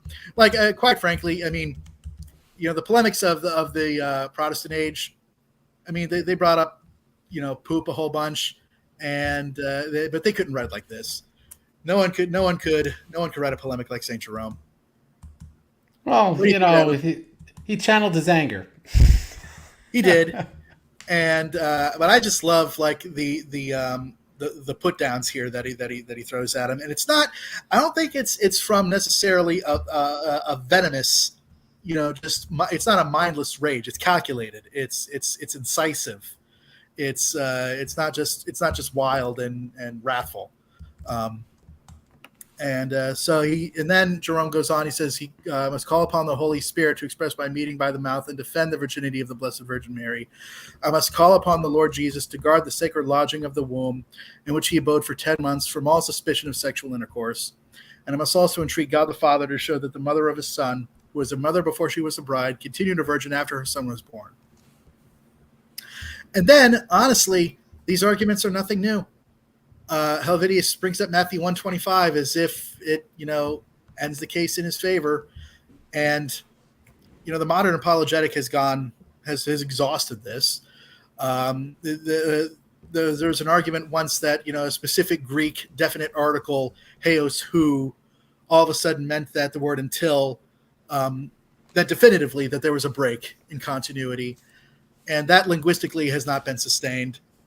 And even if you think about it, the verse says he knew her not until she gave birth to a son. Are we to assume that St. Joseph, right after the Virgin Mary gives birth to Christ, that now he's got to go and get his rocks off? Is that really what we're going to assume here? Because, forgive my blunt language, but that's what we're told. And that's the logical implication. St. Jerome knows this. That's the logical implication of Helvidius' position, which is what makes him so irate about it, and which makes me so irate about it as well. So what do you think about this old Matthew 125 argument, Greg? Well, I would just say that someone who reads Greek like St. Jerome and everyone else who held to this doctrine of perpetual virginity of the Theotokos, it's not like they saw something there and just didn't know how to deal with it. Right. They understood that it could be used in such a sense that just speaks of to emphasize her virginity up to that point, but not necessarily inferring that, after that point, now that's not true anymore. Because, I don't like saying it because it's just a meme because people say it so often, but Christ says, I'll be with you until the end of the age. So then what happens after that? He's not with us. Right. I mean, obviously we know not to interpret it that way. Well, that's one of the other texts that Jerome brings up. He brings up some for the Old Testament and the New Testament. And by the way, the heos who, I've been told that it's unique. That's the only time in the New Testament where it would have been where it's used, or every time it's used, it denotes a break. And I don't think that's true either. I think in Acts 21:25 we see it's what Paul being held in chains until I could bring him to Rome. He never got there. At least at that point. And so held in chains until it's used heosu, and I don't think it still denotes that a definitive break. And so not only is that argument refuted, but St. Jerome also brings up, let's see here. He brings up a number of things, like before dining in harbor, I sailed to Africa. Or Helvidius, I like this one. Helvidius, before he repented, was cut off by death. As just manners of speaking. And so he lodges another kind of barb at Helvidius in that way. And so this Matthew 125 argument just doesn't hold up. It's not like the biblical authors knew. And actually, I want to run this by you. Do you think St. Matthew knew himself that Mary is perpetually virgin? Of course. I mean, these wouldn't be new ideas. Yeah. Because I want to at least, I've been running this through my head. It's possible that he may have not known for sure, and that he just wanted to emphasize the virgin birth, and then says nothing whatsoever about the whatever happened afterwards.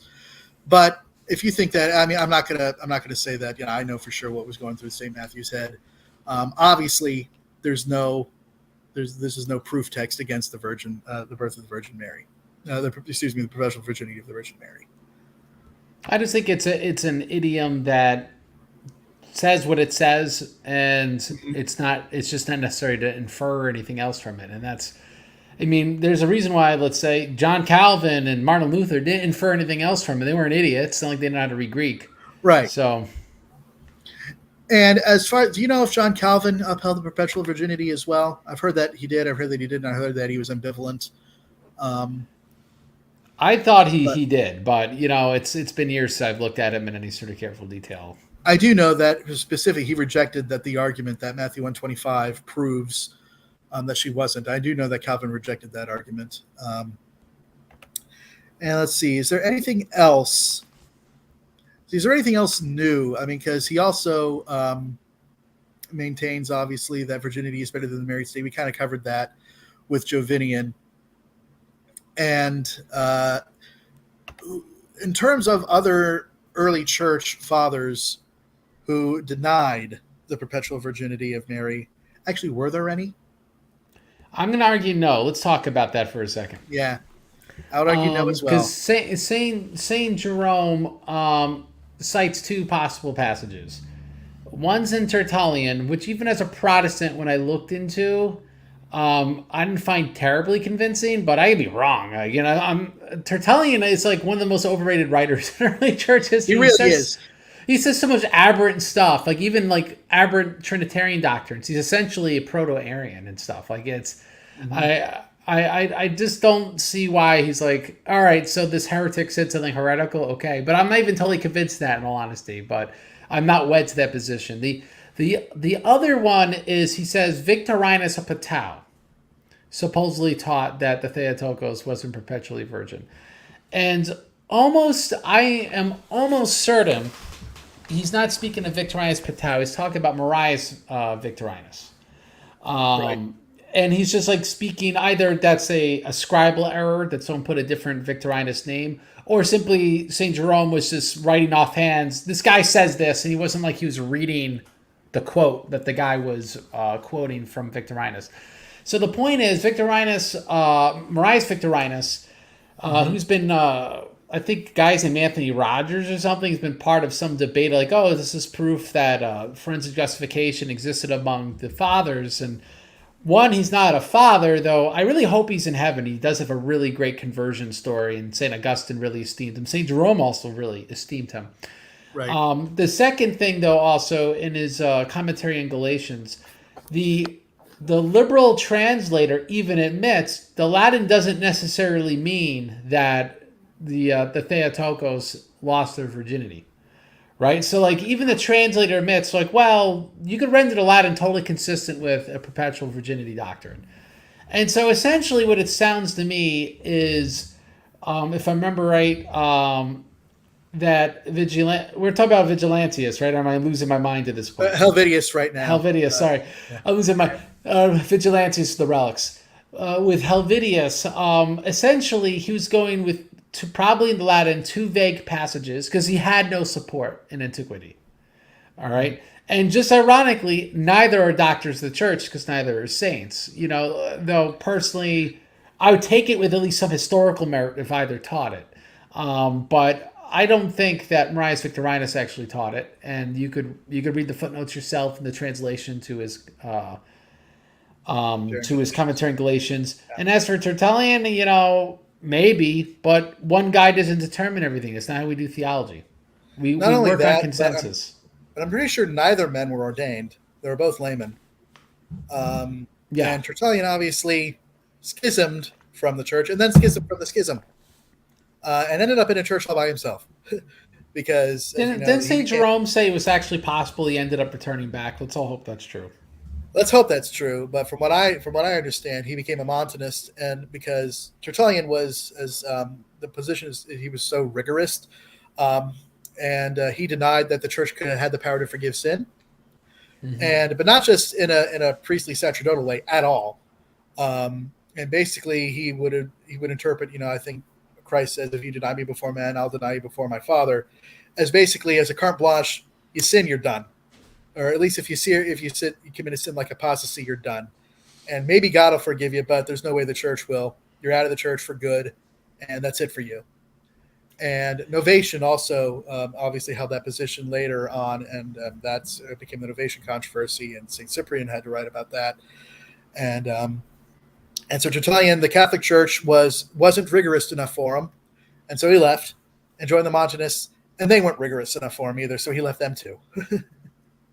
So Tertullian, really, honestly, he's not only is he not considered a church father, he's considered a writer. So his writings are important for history, but honestly, for doctrinal purposes in the church, they're useless, in my opinion.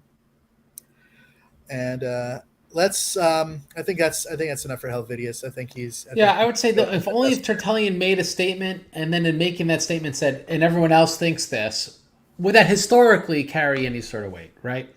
right. Anyone can just give some private interpretation, some idea, but like, for example, Tertullian in another work speaks of how it's common on the anniversary of someone's death to commemorate them in the liturgy, right? He's not doing it. Like you said, he's not a priest. Right.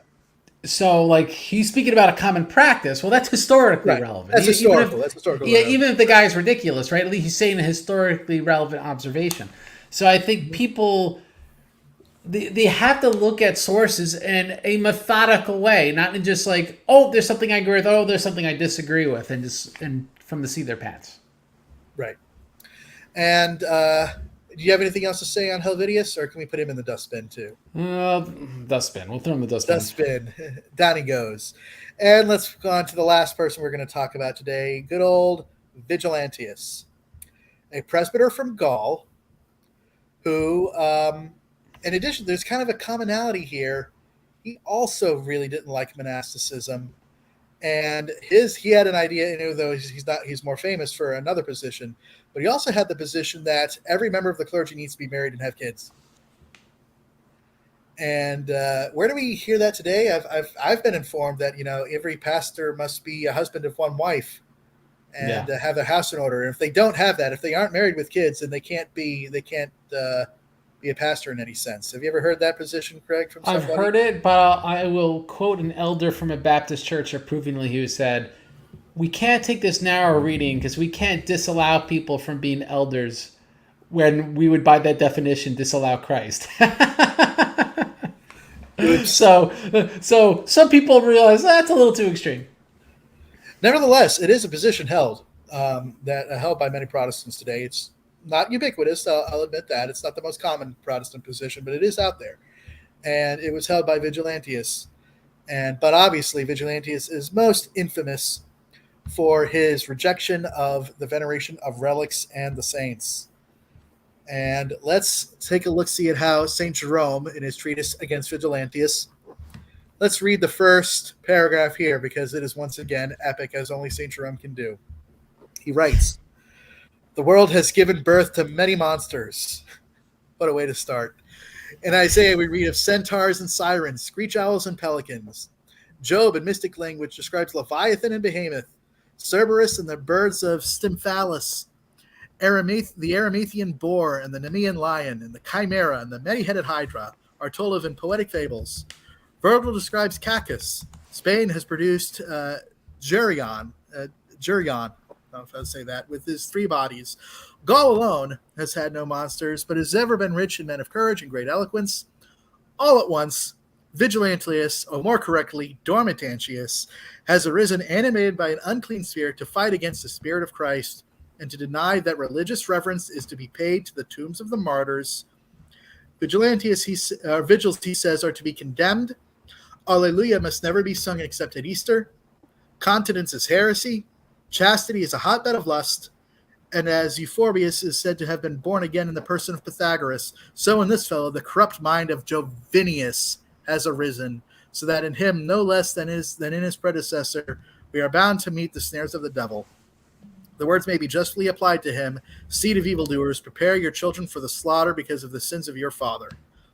Jovinius, condemned by the authority of the Church of Rome, amidst pheasants and swine's flesh, breathed out, or rather belched out, his spirit.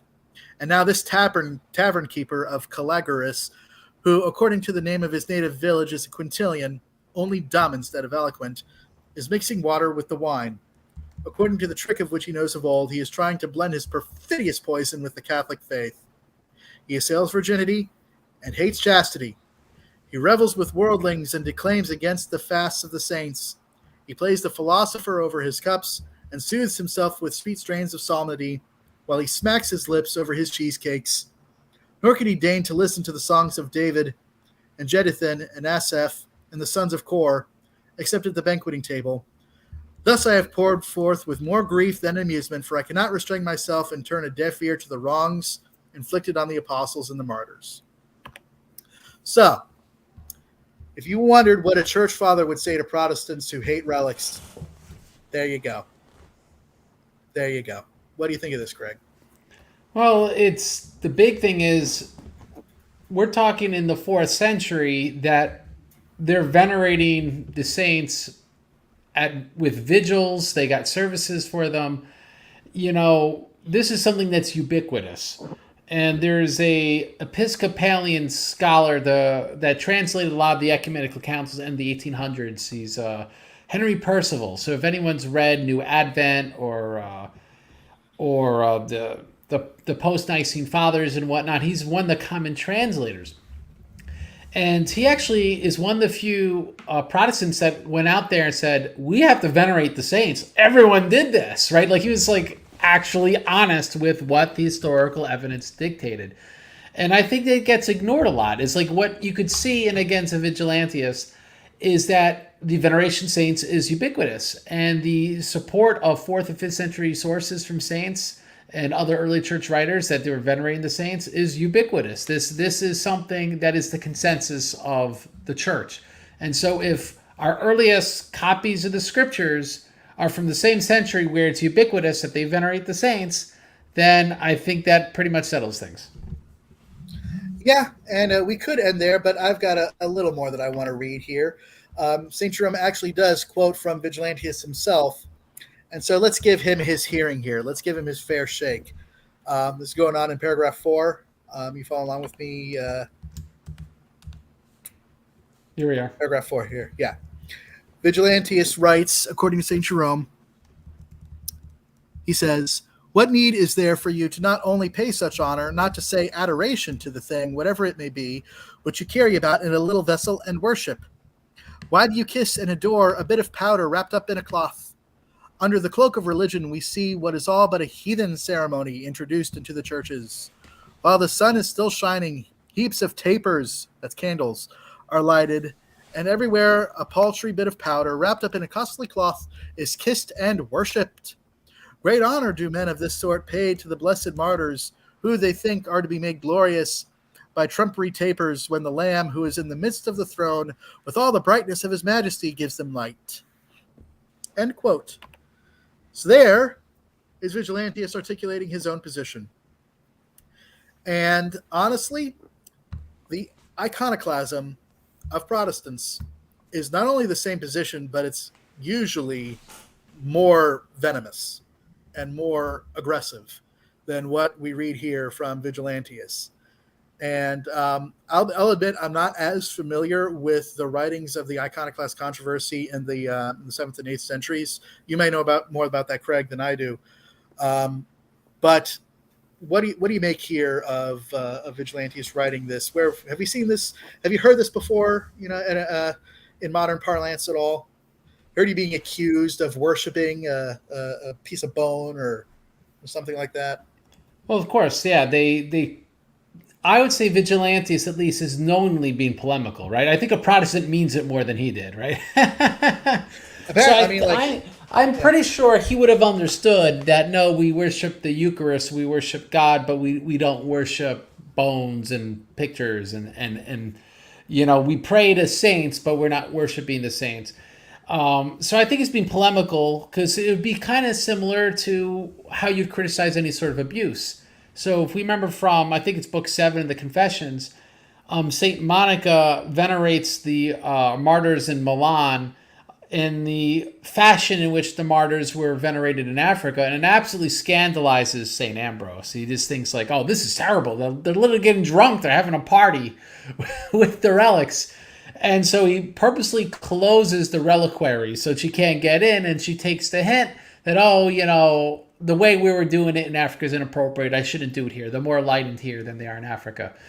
And so it's an interesting story because it shows that someone could be offended by how someone does it, but in the end of the day, St. Ambrose still had a reliquary for saints, which he commanded that they be venerated by giving alms, right? So he said, give offerings on behalf of these saints. Right? He didn't say don't venerate them. He said just do it in this different way. And so I think what we see here in Vigilantius is something obviously polemical. He's saying, the way you're doing this is ridiculous and, you're worshiping them. But again, I think it would be, unless he was stupid, I just don't see how he could be actually serious, 100% serious I don't say he agreed with the practices, not whatsoever, but I don't think it's, you could seriously read this to think that that people are literally worshiping the saints. He also makes an interesting comment that this is something that was introduced. He says that under the cloak of religion, we see what is a heathen ceremony introduced into the churches. Right. And I want to call the people's attention that we have more trustworthy sources that are older, by the way, than Vigilantius, that speak of just the regularized veneration of the saints. So, for example, Eusebius of Caesarea, who lived approximately between 260 to 339 AD, meaning he was dead for about 60 years, maybe more than before when Vigilantius was writing, right? So he was dead for like a whole lifetime before Vigilantius even wrote.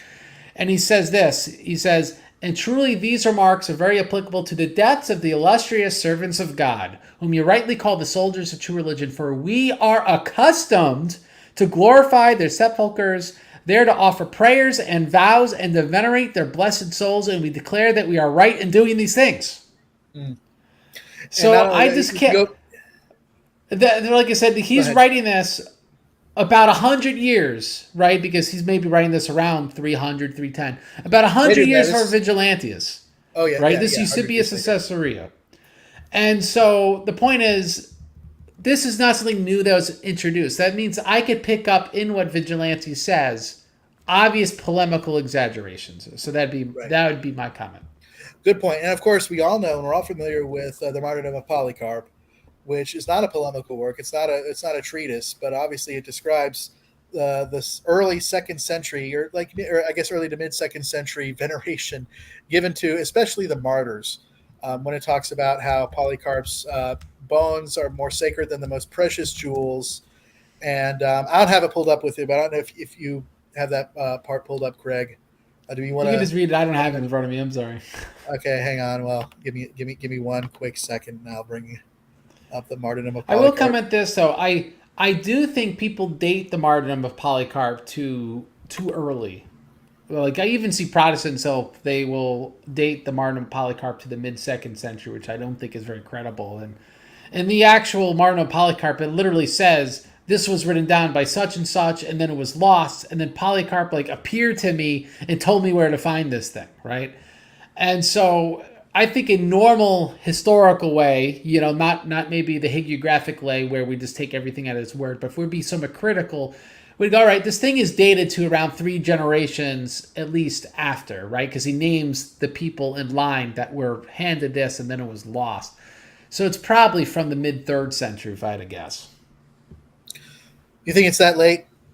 I think so. Well, I think that's most credible if I were to take my fanboy hat off, right? I think that is the historically most credible. Well, I don't want to do that. I want to keep the fanboy hat on and put it at 150 AD. There you go. Especially if at least the events it's describing took place in the middle of the 2nd century, and here right here in the martyrdom of Polycarp, chapter 18, when Polycarp is being burned, it says the centurion, seeing the strife excited by the Jews, placed the body in the midst of fire and consumed it. Accordingly, we afterwards took up his bones as being more precious than the most exquisite jewels and more purified than gold, and deposited them in a fitting place, like a nice cloth or a reliquary, whither being gathered together as opportunity allowed us with joy and rejoicing, the Lord shall grant. That was my little inclusion there. It doesn't yes. say reliquary. Yeah. Mm-hmm. So the Lord shall grant to us to celebrate the anniversary of his martyrdom, both in memory of those who had already finished their course and for the exercising and preparation of those yet to walk in their steps. So, but yeah, they took his bones, more precious than gold and jewels, and put them in a fitting place, like a reliquary. So that's what the martyrdom of Polycarp has to say. But let's go back here to Against Vigilantius of St. Jerome, who right after quoting Vigilantius and giving his position, here's what Jerome has to say. This is paragraph 5. Madman, who in the world ever adored the martyrs? Any Protestant watching this, we are aware that the martyrs are not God. We are aware that relics are not God. We are aware that icons are not God. Icons aren't even the saints. It's not. We don't pay the same religious veneration to an icon of the saint as we do to the actual saint. We do pay religious veneration to the icon because it represents them, but the saint themselves gets even more. At least, what do you think of that, Greg? Is that an accurate statement, or would Well, you? we tend not to know they're saints until they're dead, but Well, so I don't know how that'd be I mean, possible. but like you said, we distinguish not only between the saints and God, but we can distinguish between the saints and their icons. It's not like we're confused here. We know, Yeah, no, we're absolutely. aware that we are not adoring the martyrs, we are not adoring the relics, we are not adoring the icons. And here's because the way Orthodox and Catholics do adoration is the Eucharistic sacrifice. Yep. That is the Hmm. worship of latria, paid only to God. And let's That talk was my when if you you're first told me that. That was like mind blown. You said the reason Protestants don't understand latria duly distinction is that they don't even really worship God. I go, wait a second, explain. Because I know you were just saying it. You're like, explain. You're like, listen. He said, they don't have the Eucharistic sacrifice. They don't have God present to actually worship. So all they do is sing about God, pray to God, read about God, listen about God. All they do is veneration activities. And so Mhm. when they walk into a Roman Catholic church or an Orthodox church and they see us doing all that same stuff with saints, they automatically equate, oh, because they worship the saints like I worship God. Well, what if we told you it's because the problem is you don't even worship God, you venerate God. We worship Yeah, God and we can venerate right. the saints. That's why we could see the difference. Like, I've never seen a cradle Orthodox person confused to think they worshipped Mary. Like even people that aren't like educated, like we're all apologetics, so like we're smart. I'm talking about normal people. No one confuses it because it's obvious to everyone who takes part. It's just confusing to outsiders. Right, right. And let's talk about briefly here the biblical distinction between latria and dulia. How often have you heard that that distinction is profoundly unbiblical and innovative and nothing to do with the scriptures? Have you heard that said to you more than once, Greg? Well, it I sounds think you like said it to me something more than once. maybe I like think you used to James say it to White me. would say, but well, all right. Thankfully, I forgot about that. But yeah, no, obviously those exact Greek words are used exactly in that way in the scriptures, and I'd be absolutely wrong to say that. Right, because if you look at this, if you look at where the word latria is used, just take an example of Christ's temptation by the devil. He says, the devil says, all these things I'll give you if you bow down and worship me, latria. And Christ says, get behind me, Satan, for it's written in Deuteronomy, he says, like worship the Lord your God, and him alone shall you serve. Latria, latria. Worship latria, God alone. The devil wants latria, so it's like the word latria is used in context where it's clear it's properly given to God alone and improperly given to anything else.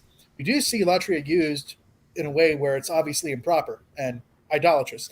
Idolatry. That's where we get the word. Um, and then dulia.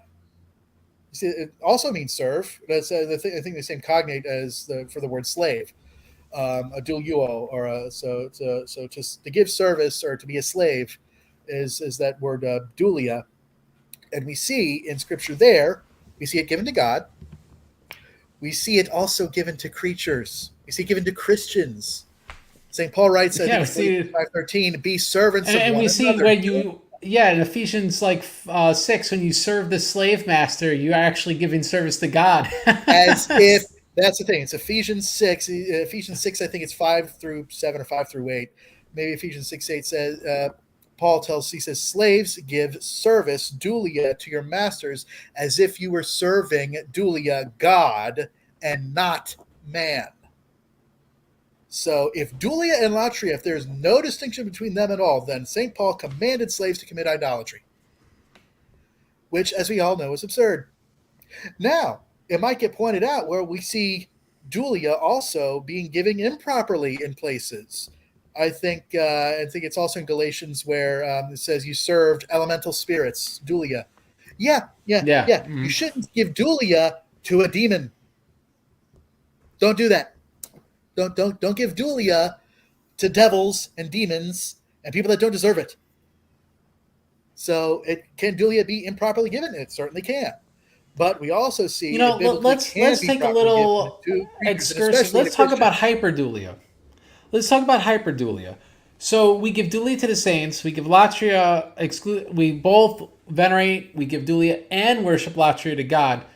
The Theotokos is given not just dulia but also hyperdulia. And so, could you explain that for us? All right, I want to give at least how I've always seen it, how I've always taught it. If I'm slightly off of this, maybe you can correct me.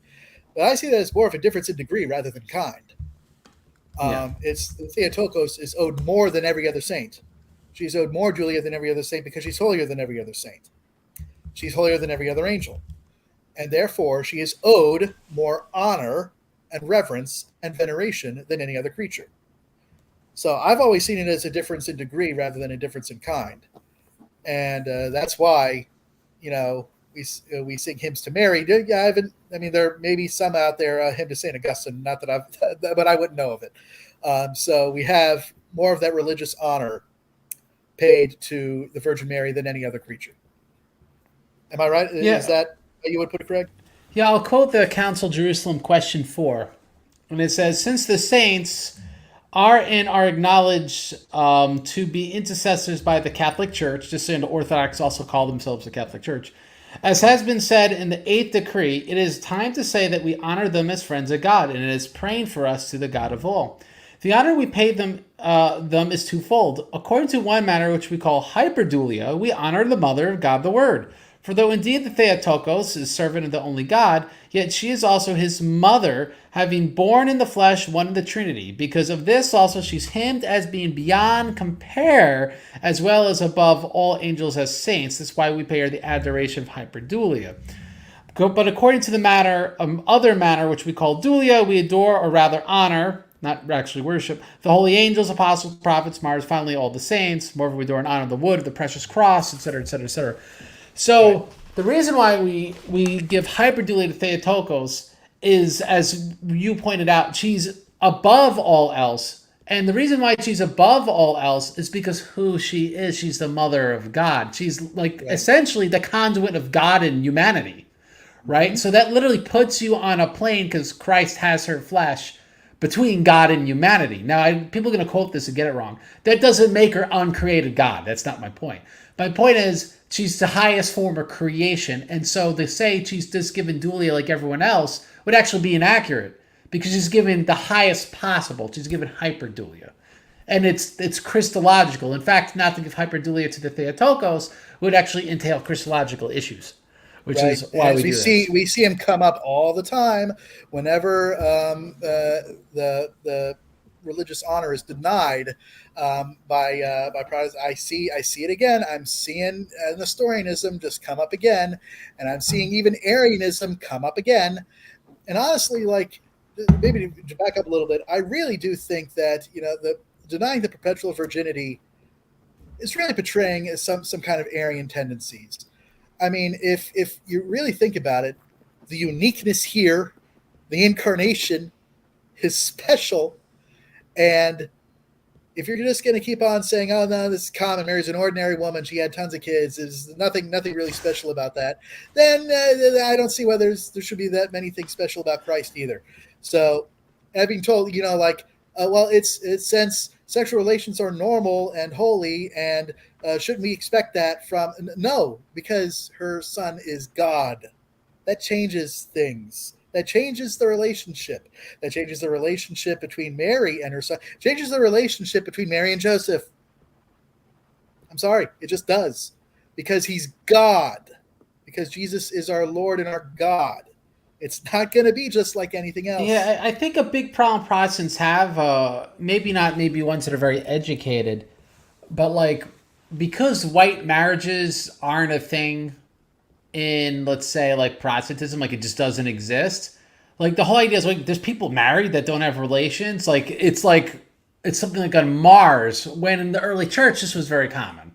Yeah. And the There's Catholic Church, we saints call that, I think. there's saints that have white marriages, and just so people know, there's saints in both our communions that don't have white marriages. You know, I believe Father Daniel Sazoyev is a saint. A great story from your communion is Therese of Lisieux, because her parents, which I think were canonized not long, Yes, relatively yes, recently, they were right, recently canonized. Yes, by your communion. Her parents originally wanted to be monastics. They were not allowed to be monastics, and then so they got married. But then they just kind of continued living as wannabe monastics, right? And their spiritual father and said, their daughter is one of the greatest monastics we have yeah, in and the Catholic father's history. like their spiritual father told them consummate this marriage already, and so they had, of course, one of the doctors of the Roman Catholic Church. So like that's kind of important.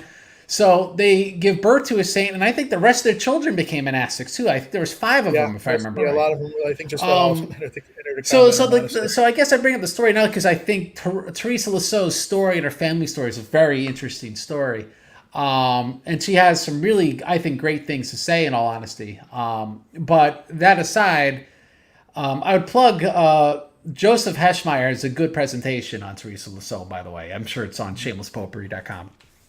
But all that aside, white marriage is something where like in Orthodox and Catholicism, it's not common, but you know of its existence. Like it Right. does exist. And I think And but we because usually it call it. I think we usually call it in Roman Catholic. I think we usually call it a Josephified marriage. oh okay. I mean I think so, but it's the same thing, same idea. Yeah, but you're yeah, so married, but the point but you're is not. But you it's haven't consummated marriage. rare, it exists. No, it's not something you shouldn't do without one mutual consent and two your spiritual father blessing it. So I'm not saying this is something everyone should do. It's actually probably something you should not be doing. That's what St. Paul says at a concession and not a command, by the way, in 1 Corinthians 7. But all that aside, because it doesn't exist at all within Protestantism, like, oh well, then like married be like the rest of us. Like, no, that's not how it works. She would be the greatest example of us. Yeah, monasticism in general doesn't have a Protestant cognate with it. It's one of the reasons I know that it's just not historical. It just didn't exist. And the first time you see it attacked, or the first time you see monasticism being attacked, as we've gone over today, it is condemned vigorously, vociferously, and ubiquitously by all the saints of the church, by all the church fathers that encountered it. And speaking of which, let's go on a little bit. All right, let's I go. just read that one little bit of Jerome. It says, "Madman, who in the world ever adored the martyrs? Whoever thought that man was God? Did not Paul and Barnabas, when the people of Laconia thought them to be Jupiter Mercury and would have offered sacrifices to them, rend their clothes and declare that they were men? Not that they were not better than Jupiter and Mercury, who were but men long ago dead, but because under the mistaken ideas of Gentiles, the honor due to God was being paid to them. And we read the same respecting Peter, who, when Cornelius wished to adore him, raised him by the hand and said, 'Stand up, for I am also a man.' And you have the audacity to speak of the mysterious something other than to carry about in a little vessel, and worship." And here Jerome goes on. He says, "I want to know what it is you call something or other. Tell us more clearly, that there may be no restraint in your blasphemy. What is it you mean by the phrase, 'a bit of powder wrapped up in a costly cloth in a tiny vessel'? It is nothing less than the relics of the martyrs, which he is vexed to see covered with a costly veil, and not bound up with rags or haircloth, or thrown on the midden, so that Vigilantius alone in his drunken slumber may be worshipped. Are we therefore guilty of sacrilege when we enter the basilicas of the apostles? Was the Which I just emperor... want to point out, he calls them Yeah, basilicas of the apostles because they would have had their names. They were right. dedicating churches to the names of the saints at this early juncture, just so people That's know. right. That's right. So he goes on, was Emperor Constantius guilty of sacrilege when he transferred the sacred relics of Andrew, Luke, and Timothy to Constantinople? By In the way, their you want to know presence, why? By the way, you want to know why I think he did that? why the emperor transferred the relics? Yeah, Yeah, go ahead, tell us. because Constantinople had no legitimacy to claim any sort of apostolic authority, So so they they had to wanted move the relics over. they got the relics. Yeah, he's like, hey, we're the See of St. Andrew. Better get him here. Pretty much. Like, yeah, sure, he didn't die here, but let's bring the body. Yeah, It's important. I forget what I was reading. Saint Columbanus to Pope Boniface IV even specifically says that Rome's authority has to do that Peter's relics are literally there, right? So the geographic location of the relics is meaningful. And so just so people know, that's the importance of that detail. But all right, continue. Right. Going on here. in their in the presence of the relics, the demons cry out, and the devils who dwell in Vigilantius confess that they feel the influence of the saints. In that present day, the emperor Arcadius, guilty of sacrilege.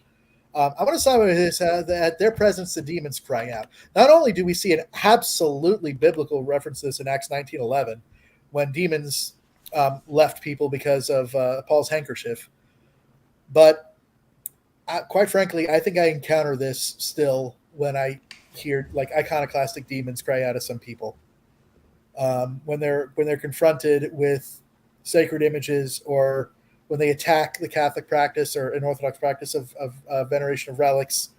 It sounds demonic, and not everyone it does. Some people are more measured and maybe more moderate in their attacks, but in a lot of people, it is just venomous and hate and with nothing but hatred. And I think that's the same thing that St. Jerome is talking about here. And just to go on there after, the Emperor Arcadius, it says, are all the bishops to be considered not only sacrilegious, but silly into the bargain, because they carried out that most worthless thing, dust and ashes wrapped in silk and golden vessel? Are people of all the churches fools, because they went to meet the sacred relics and welcomed them with as much joy as if they beheld the living prophet in the midst of them?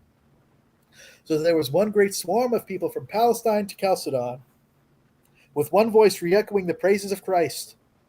They were forsooth adoring Samuel and not Christ, whose Levite and prophet Samuel was. You show mistrust because you think only of the dead body and therefore blaspheme. I'm just going to interrupt and to say, just so people know, what St. Jerome is appealing to is the fact that this is a ubiquitous and extremely popular practice. The emperor is complicit in this. The capital of the empire is complicit in this. Everyone came out to see this. This is something all Christians believe in. So that's his point. Right. Yeah. And of course, he says, read the gospel. The God of Abraham, the God of Isaac, the God of Jacob. He is not the God of the dead, but of the living. Would that he were alive in the 22nd century. Actually, we're just saying the same. In the 21st century, we're saying the same thing. It's the same argument and the same proof text being brought against this objection against veneration of relics. And at this point, I want to just be clear. We mentioned it earlier how St. Epiphanius didn't like icons. I'm not sure if I read that article you sent me earlier today, and that was the point where Epiphanius even admitted that he was kind of he was very much in the minority on his dislike of icons. And you have this, you gave some evidence that it's a string of kind of Egyptian or maybe some Jewish kind of thought of not liking icons too much, but the practice was already there, and Epiphanius couldn't really do anything about it. And even though he bragged about it a little, but complain a little bit. And to me, I do not see how the logic, if you're going to make this sharp distinction, because I think if you can venerate a relic of a saint, then you can venerate an icon of that saint. I don't see why that would be such an enormous distinction, unless you're just going to be arbitrary, like completely arbitrary, and say, well, Exodus says no image. I mean, that's all you can try to do. Yeah, I'm guessing that would be an arbitrary distinction completely. I'm guessing more of the confusion would have just been orthopraxy, because if you go into the early history of the church, there just would have been so many martyrs per churches. They would have had. You could see this in ancient altars. I actually walked into one when I was in Rome by mistake. Rome's an awesome city. You could see the altar and you could flat out see where the skull would have been, right? And so, like, every church would have full-blown bodies, full-blown skulls. In fact, the kind of divvying up of relics, like chipping them to smaller pieces, that's kind of a later development. That's the original thing. Eastern development. By the way, yes, that's a great that you go to Rome, you get full bodies. Right. So that being said, it's you have this idea where every church you go to, a lot of them, the walls are painted white and then the relics are front and center. Because the idea would be, it's like the book of Revelation, heaven, and then below, I think, the sea of glass were the martyrs, right? And so that's what the altar would be. So veneration being, you would have had no, like, no shortage of relics to venerate. But then when the church grew so much and the martyrdom stopped after the Diocletian persecution, at least the main string of martyrdoms, it's not like there never were martyrs ever again, or confessors for that matter, they then started having not enough relics. And so then what do you do? And so there always was religious art. Art historians admit this. We see from St. Epiphanius that and he actually explains how the art was used. So they weren't just decorations. They mentioned that they pay them honor and not worship. That's straight from St. Epiphanius. So he actually explains how the art was used. But don't expect there was as much art back then as there was now. Because they would have there would have been 3-4 centuries of people so used to having tons of relics that they might have had one or two, depending on the church. Like, obviously there's the church in Dura Europus where there's a lot of art, but they would have had at least more restrained art. We even see this almost 1,000 years later in the Hagia Sophia, right? There's not the same amount of iconography in that church than what we'd see maybe in a Russian church in the 1700s. So I think the friction of the kind of dulia wasn't, like you said, giving dulia to the saints or even to these kind of different kinds of media. If we could call a relic a media for the saint, icon a media for the saint, it just would have been maybe something some people weren't used to because they had relics and they didn't have as much art. And that's something that gets left out a lot in this conversation. So it was like an embarrassment of riches in regards to relics meant that icons were a little superfluous. Yeah, I guess. Let's go. Yeah, I'd say I guess we don't see any Protestants say, "I'll venerate the skull, but not the painting." Right, that's the thing, and when it came to actually, maybe you know about this in the iconoclasm of the 8th century, did they attack relics as well, or did they just attack the images? No, I know that in the Protestant, and they didn't attack the veneration, and they didn't attack the veneration of the cross either. And they didn't attack the veneration of the cross either. There was an iconoclast argument which was criticized. I'm sorry. I think the general principle of paying veneration to the saints. Yeah, I'm sorry. It was criticized that apparently the iconoclast said that we shouldn't venerate icons because we should be venerating the Eucharist. And so the iconodules responded, we don't venerate the Eucharist, we worship the Eucharist. So they did slice and dice some of those issues. But long story short, the iconoclast still venerated relics and the cross. Gotcha. And I think they also had no problem with the generic veneration of saints in the liturgy. And they just, for some reason, it was just images that they were fixated on. But the Protestants of the 15th and 16th century definitely did go after relics. They definitely did attack them and destroy them. I think we're without any relics of St. Irenaeus because the church was sacked, I believe, by Huguenots. And every relic of his was destroyed. I didn't know that we had his relics and they were destroyed. We had, and they were destroyed by Huguenots. Yep. And let's see, going on in paragraph 6, and then I think we can wrap this up. But I want to read this paragraph here from St. Jerome. He says, "For you say that the souls of the apostles and martyrs have their abode either in the bosom of Abraham or in the place of refreshment or under the altar of God." That's right. That's where the relics go, is under the altar. And you see this in Revelation where the saints are under the altar. Revelation 6, verses 10 and 11, right? Maybe verses 9, 10, and 11. You see the martyrs are under the altar. And going on here, St. Jerome says, they cannot leave their own tombs and be present where they will. They are, it seems, of senatorial rank and are not subjugated to the worst kind of prison in the society of murderers, but are kept apart in liberal and honorable custody in the isles of the blessed and Elysian fields.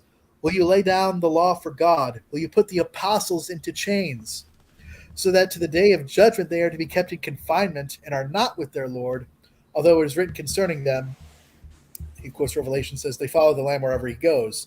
If the Lamb is present everywhere, the same must be believed respecting those who are with the Lamb. And while the devil and demons wander through the whole world and with only too great speed present themselves everywhere, are martyrs after shedding of their blood to be kept out of sight, shut up in a coffin from whence they cannot escape? You say in your pamphlet that so long as we are alive we can pray for one another, but once we die, the prayer of no other person can be heard, and all the more because the martyrs, though they cry for the venging of their blood, again referencing Revelation 6:10, have never been able to obtain their request. If the apostles and martyrs, while still in the body, can pray for others when they ought to still be anxious for themselves, how much more must they do so once they have won their crowns, overcome, and triumphed? See here, in Protestantism, I see today just an absolute dumbing down of the power of the saints. When a saint in heaven has enormous power because they're with the Lord, and in their presence, demons cannot withstand the presence of the martyrs and the saints. That's why they had to leave. They couldn't even stand the presence of St. Paul's handkerchief, much more like an actual bit of St. Peter, an actual piece of St. Peter, or of another martyr like St. Polycarp. That kind of devotion, that kind of love for God. See, we are an incarnational faith. The body is important. The resurrection of the body is important.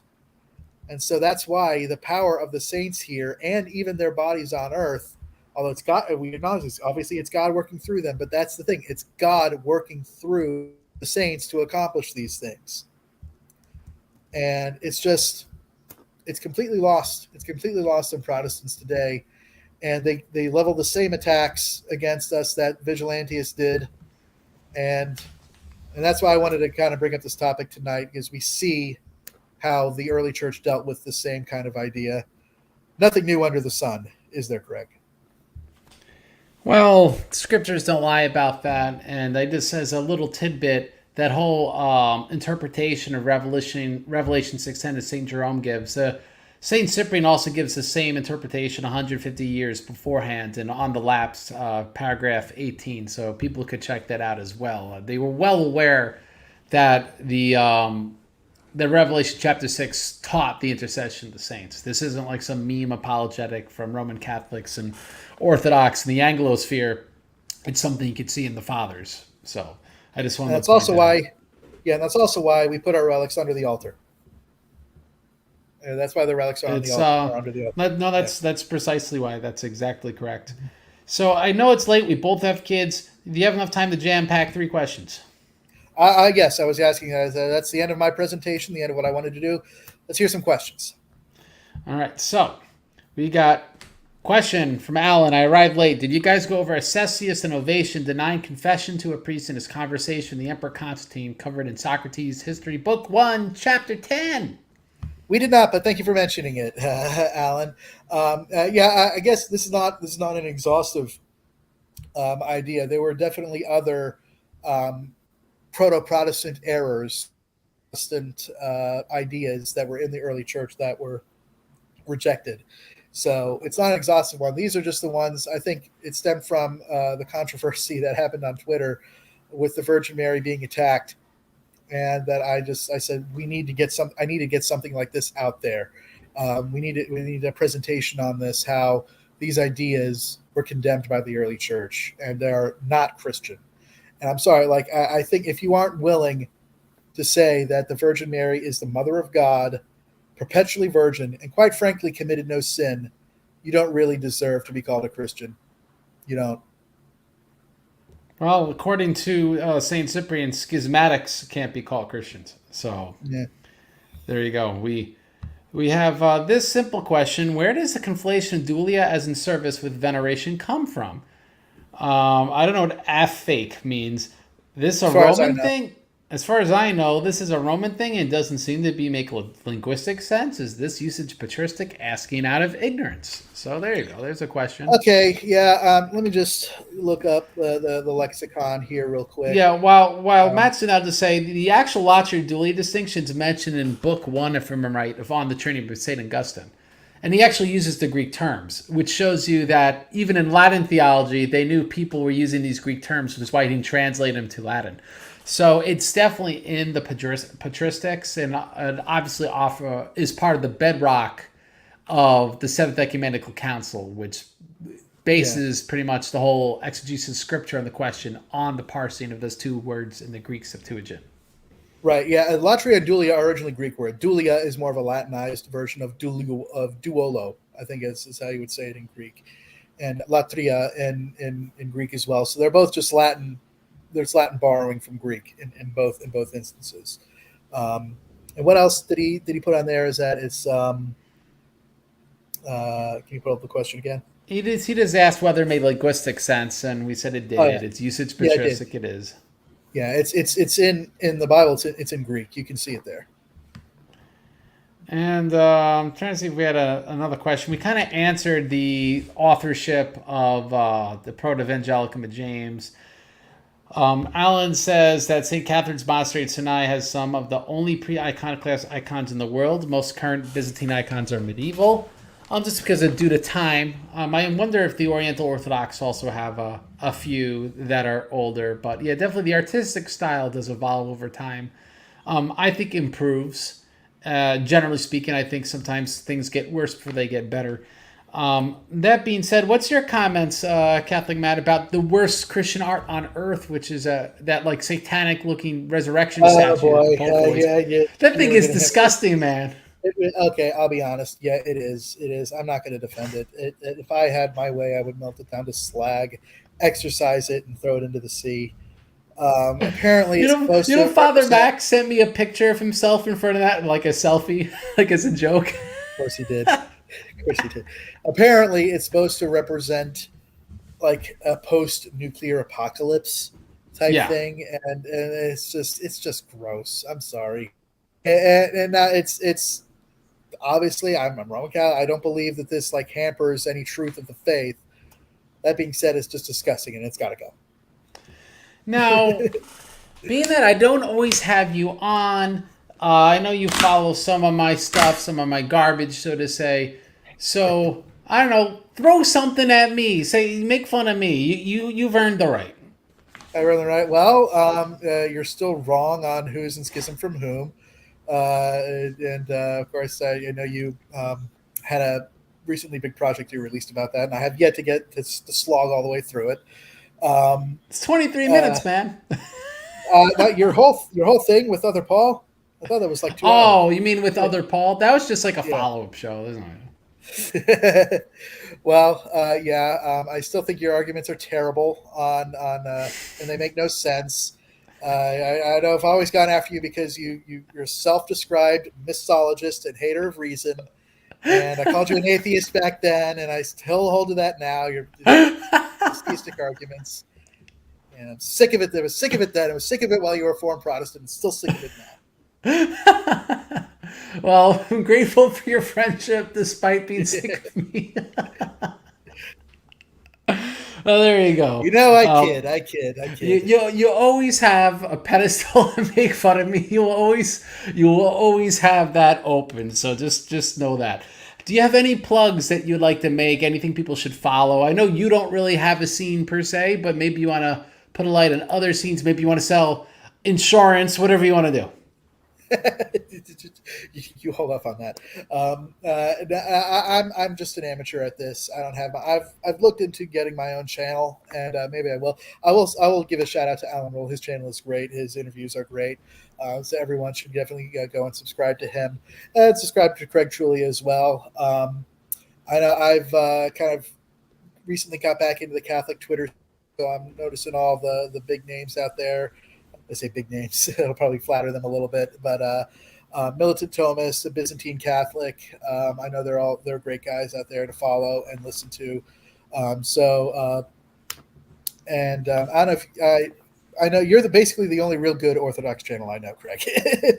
I know there are others out there, but you're by far the favorite of mine, and I definitely think that people should listen to what you have to say, even though just recognize when you're full of it. Well, I appreciate that in the full of it comment. It's, to be honest, there needs to be better Orthodox apologists. I keep saying, I'm going to stop doing this. And it's going to happen. I'm telling you, at least I'm going to go much, much less. But I have to say, like, the church in Cambodia stuff kind of keeps me going. At least I would probably do, like, a stream once a month where I would do questions and answers so as to justify raising money for the churches in Cambodia. But the big project I'm doing right now is with John Colarafi, The History of the Papacy. And I think next week, actually, we're doing the the 4th century, and John Colorado is going to be getting extra time. There's a lot of material he has in the 4th century, so I hope people check that out.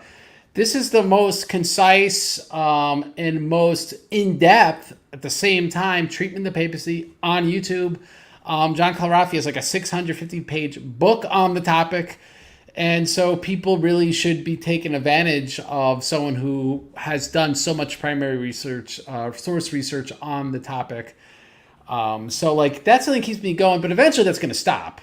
You know what I mean? Like that, I've been doing one a month with John Colorado. I want to go through 8th to the 9th century on the papacy. Then I'm giving John the opportunity, just so people know, he'll get an episode to give his primary source research on the Great Schism and to disprove me. So he will have a response video on my channel because I'm so magnanimous on my schism video. So you guys could look forward to that. It'll be a few months down the line, but we'll be doing that. And so otherwise, I would rather focus more on writing and stuff and not doing this YouTube stuff forever. So please pray that God will raise up this better Orthodox apologists and improve apologetics. I think in the Roman Catholic world, you guys have a lot of really poor apologetics, a lot of really sophistic apologetics, and we really got to rise above that. And I think the problem is, Matt, which is why good guys like you aren't doing it, is because the guys that are doing it for the money. It's a business, right? They're not doing it. They're not doing it because it's about ideas and about study and about like conviction. There's a point where they're doing it for money, and money makes it where you say things for the pay for play, and it's not actually about research or the truth. And you start getting all these distorted postmodernist arguments. It's drivel and it's terrible.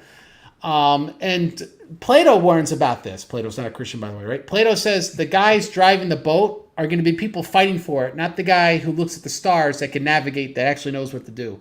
So if you had a channel, I would follow it because you've been great. You've been doing this for years. I remember almost 8 years ago now, you were saying something along the lines of like, oh, maybe I'll do apologetics or something. I don't know. And you still haven't got into it, but you'd be very good. I think you're the best like Protestant, anti-Protestant apologist I've seen. I think you're to the point. You understand it. You're charitable but stern. You're the perfect mix. So that's why it's always a pleasure to have you on this sort of topic.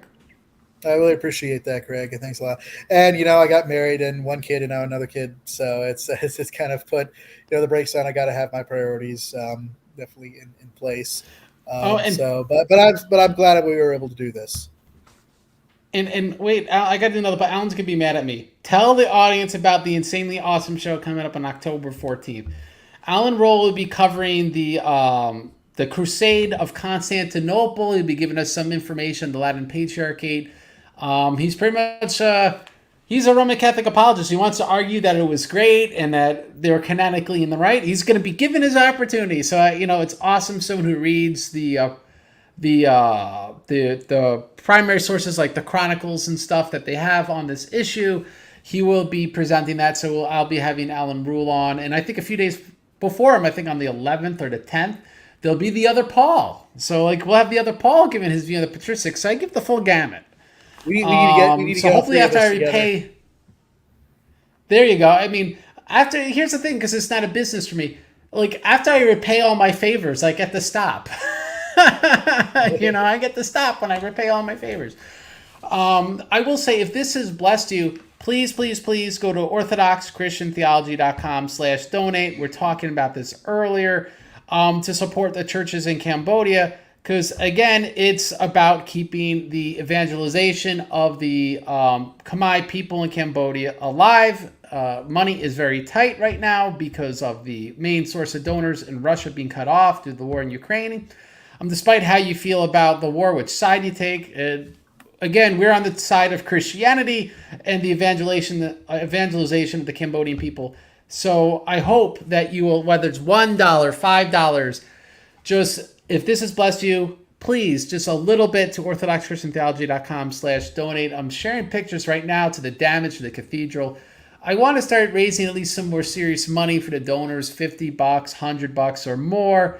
To the Church of Cambodia to rebuild the cathedral because it's falling apart due to shoddy construction, as you could see here. The concrete in Cambodia, if people don't know, is kind of poor. And so They're going to need to raise about $30,000 to fix this. And like, it's kind of sad. Like, I'm the tip of the spear, which is like really bad. Like, I don't want it to be about me. There was an article on orthochristian.com. Please consider talking to your priest about a special collection.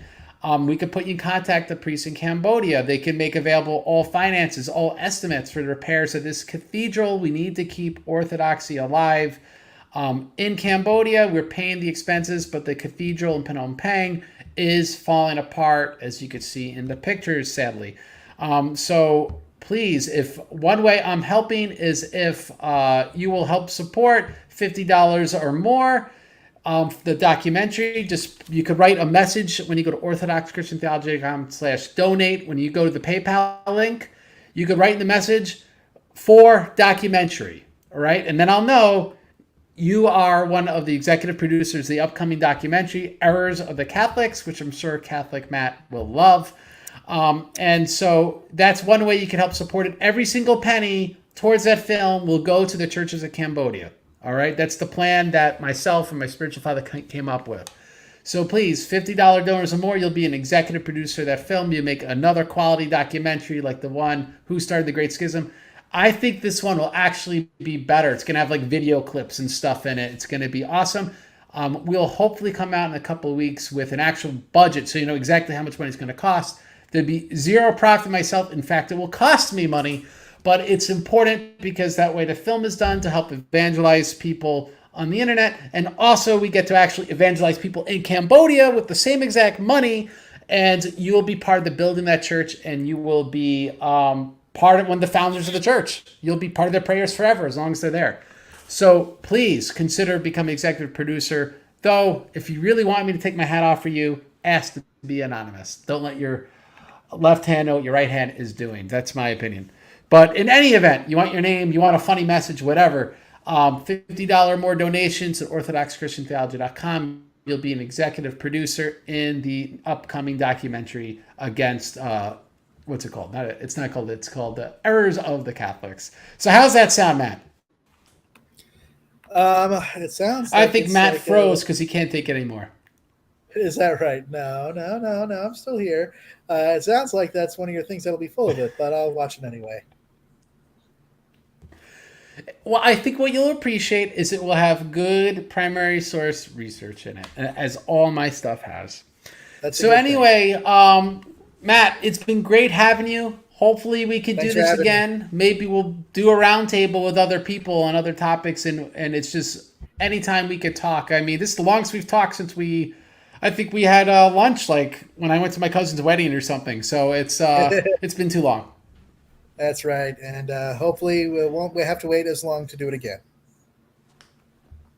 There you go. So I will end the show as I end all of them by quoting Jesus Rock: "Fight to the death for the truth, and the Lord God will fight for you. God bless you. Have a great day." God bless.